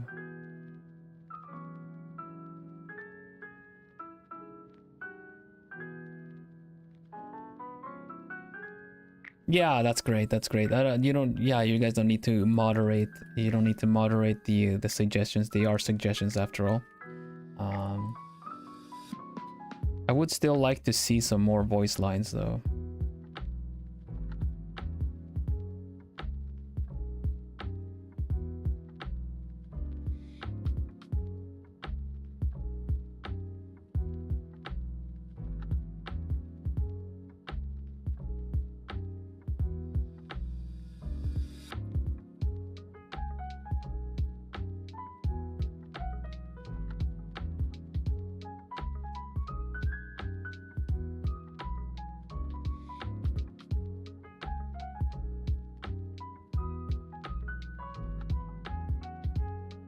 Open the Spanish soap operas.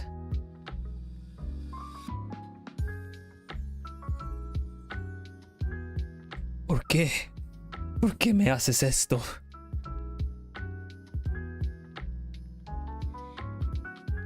Que no te di bastante. It's appropriate though. Jesse speaks Spanish. Mostly Portuguese though, because Brazil, but if we do Spanish Batsus, then it'd just be fun for Jesse's chat too. And don't speak Spanish, but the vibe is there.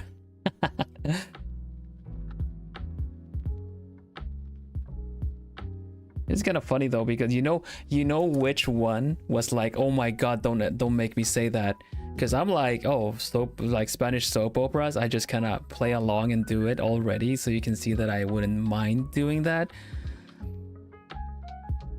But you know which suggestion showed up here from Feina?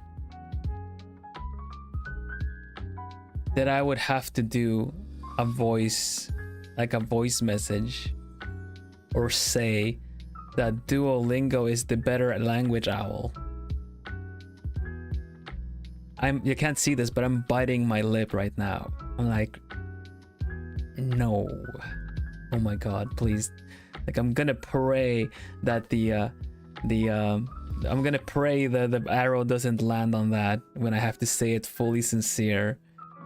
That's gonna I'm gonna lose health points with that one.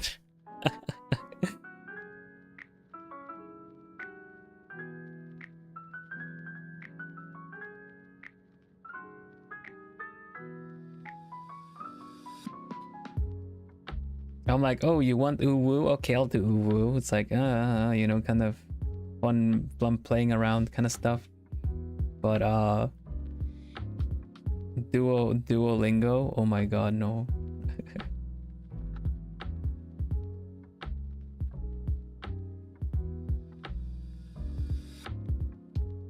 But yeah, I welcome all suggestions. I will make up my little Batsu wheel with those, and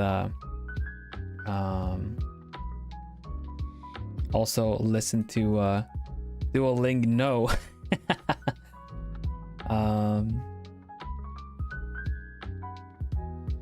I'm also gonna ask Jesse how hers is looking, so that I can measure the severity of the Batsus.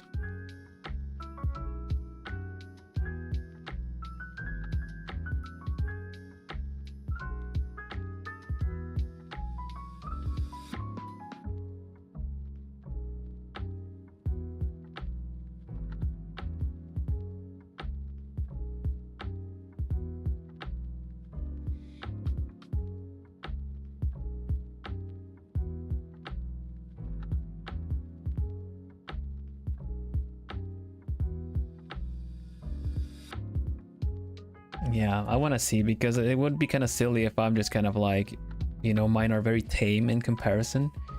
I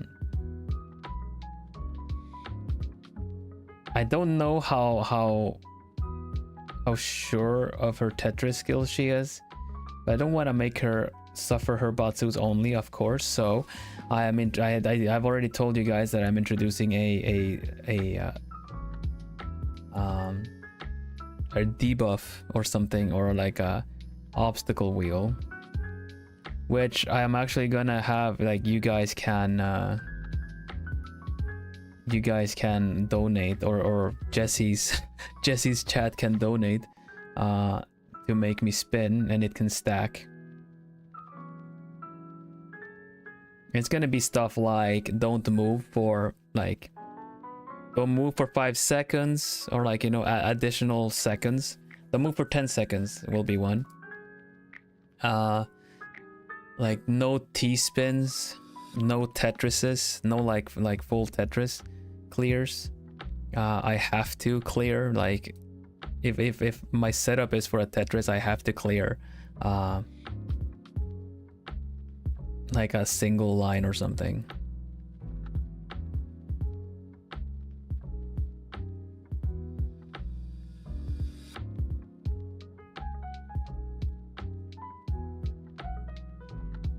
No opener. I'm just gonna have a couple that can stack nicely. Like no hard drop. That's a pretty good one. No hard dropping. I can only soft drop. And if it lands on it again, then I cannot drop at all, and I have to let the pieces kind of just go down on the like blip blip blip blip boop.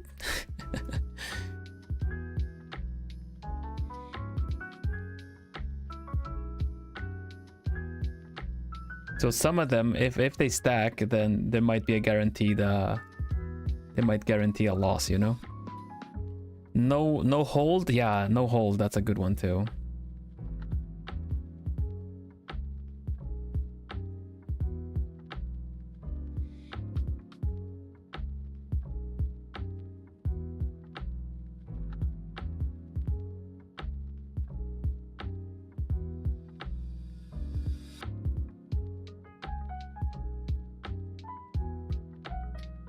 No rotating. Oh my god. Oh. That would also be like a guaranteed loss. God dang it.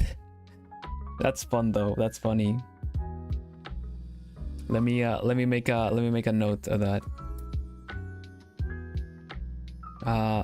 Let's like no rotate. Let's put that in parentheses. All right, Neon, have a nice one. Thank you.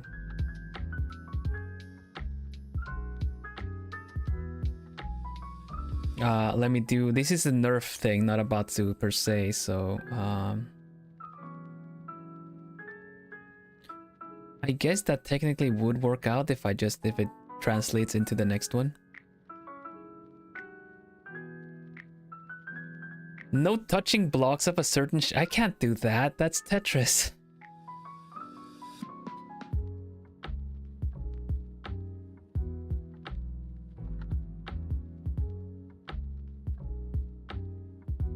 Oh, hold my controller upside down? Oh, that's funny. Okay. Hold controller upside down. What else did we say? No hold piece.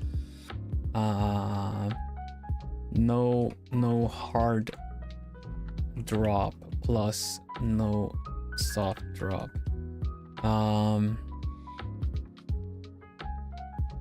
What else were we saying? No hold piece, no hold drop, no opener, no Tetris, 3-line clear max, no T-spins,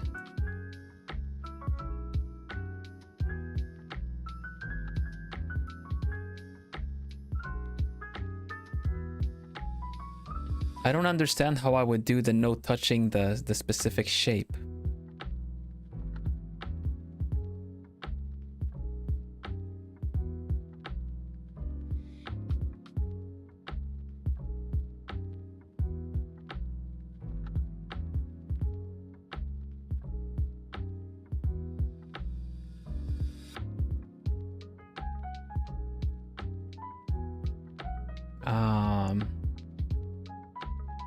One hand, hold controller upside down, play with one hand, I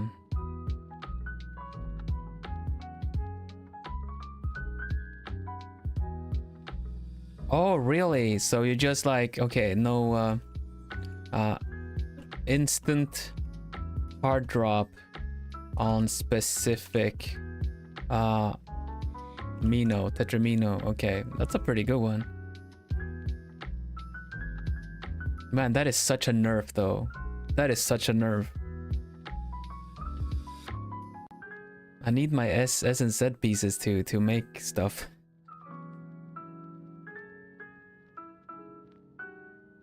Well, colors are shapes. They are standardized. So even if it's like maybe color, maybe orange, then it's always going to be the what is it? The L piece. Blue is J piece. Yellow is O.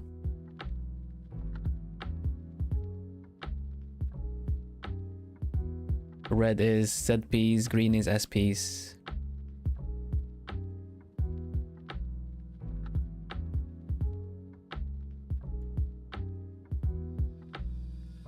It is really difficult to keep track because I am 3 moves ahead. It is very difficult. I'm just gonna write it down. I don't know if I'm gonna be able to do it though. Like, I don't even look at the next piece. It's peripheral vision, so it's kind of tricky. Hi Kiki, welcome. Are you Purple's friend?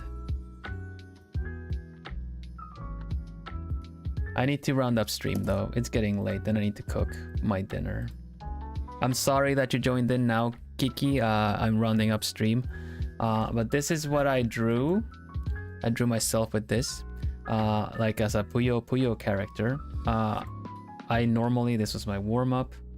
I normally paint portraits like this. This is my genmate Kiri Kilovolt. My most recent portrait that I painted. And this is more of my kind of art in general, you know, what I normally would do. But I thought it would be fun because I'm going to play Puyo Tetris next week. And it would be fun to have my character drawn in Puyo Tetris style, you know. Again, the green is kind of... Oh, that is kind of similar. That is more similar.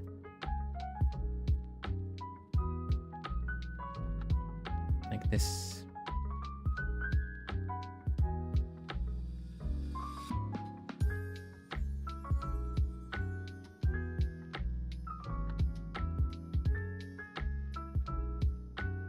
Let me ask Jesse already.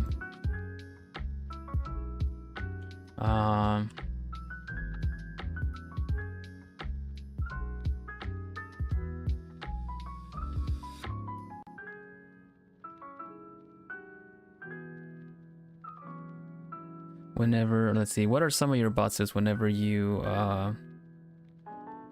have time to compile them? I kind of want to compare notes so that they're kind of even. Happy face. Okay. Right. So I'll round up the lines on this, and next time we will draw Jesse. Just this character here, the person I'm gonna collab with.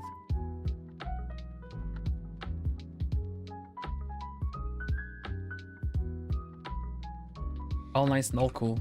It looks so nice. It looks so legit. And you just gotta fix up the lines and it's like, it's totally so happy. The hair might need a little bit brighter spots though. Thank you.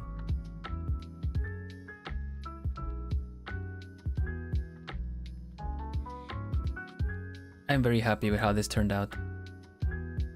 Let's go to the chatting scene. Yes. That is the case. I just I was announcing that that's the stuff that's happening next week. Thank you, Sidri. This is a bit of a different style, but I wanted also to show that I'm able to do that. Cleaning the lines, it takes a little bit of takes a little time, but you know, it's looking proper. It's looking nice. I was saying that later on, like the week after, like 2 weeks from now even, I want to hype it up early so you guys get the first, I guess the first news. I'm gonna be interviewed by Mr. Underhill, a fellow owl, a fellow good boy. So that is coming up later this month too. I'm very cool, very happy that it's that he reached out, and I've already been in touch with him since way before my debut, but yeah, I'm just really happy about that. I hope I can invite him over to play something sometime too, not just an interview, you know?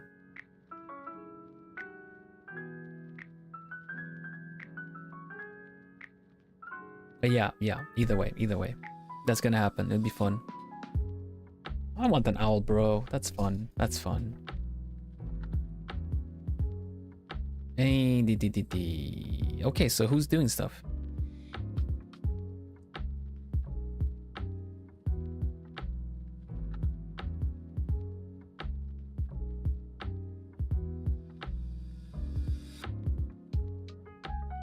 The coveted voiceover collab at Umi's when? I don't know.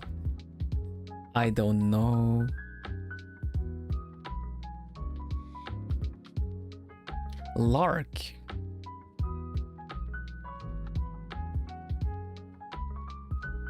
I'll send you over to Lark's stream. Lark, I mean like Delta Lark. Delta is one of the Oshi Link people I will be collabing with next week, and they're drawing, so let's go check out their drawings. I find it very appropriate that I can introduce them. It is he, him. Will be joining me along with Rina Astera, and they're quite adorable with how they were trying to say my name, because Vilhelm Vanderbos is not a name that rolls off the tongue easily for anyone that is like Hispanic native or speaks Spanish natively. So I've said that it's okay to call me Vil, and it becomes a little bit more like a hard B, like Bill. So that's all good. They're doing their first ever Satsu art Delta, so let's go there and say hi. What should we say? Hoot hoot. Just hoot hoot, I guess. Hoot hoot, looking forward to the collab. Let's see. Looking forward to the collab. Vilhelm Vanderbos. Vanderbos is almost like, damn. I am Vanderbos. Fear me, if you dare. The name is Vilhelm Vanderbos.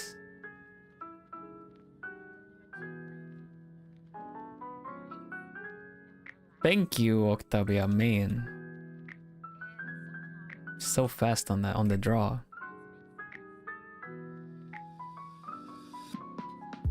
Bander means monkey. Oh, really? Banderas means flag, so...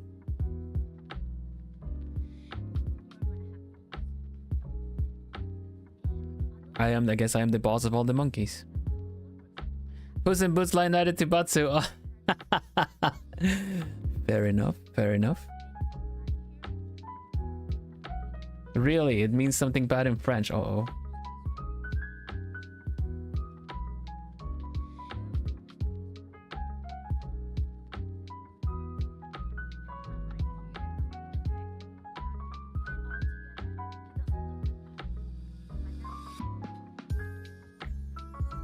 Oh, it's fine. You can probably look it up, Graham. It doesn't have to be posted anywhere. Yeah, okay. Let's go over to Delta, doing some studies.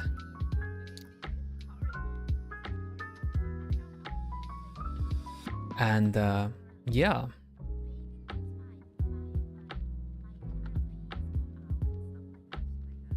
Thank you for the fun and calming stream today. Thank you for keeping it fun and for being able to calm down here.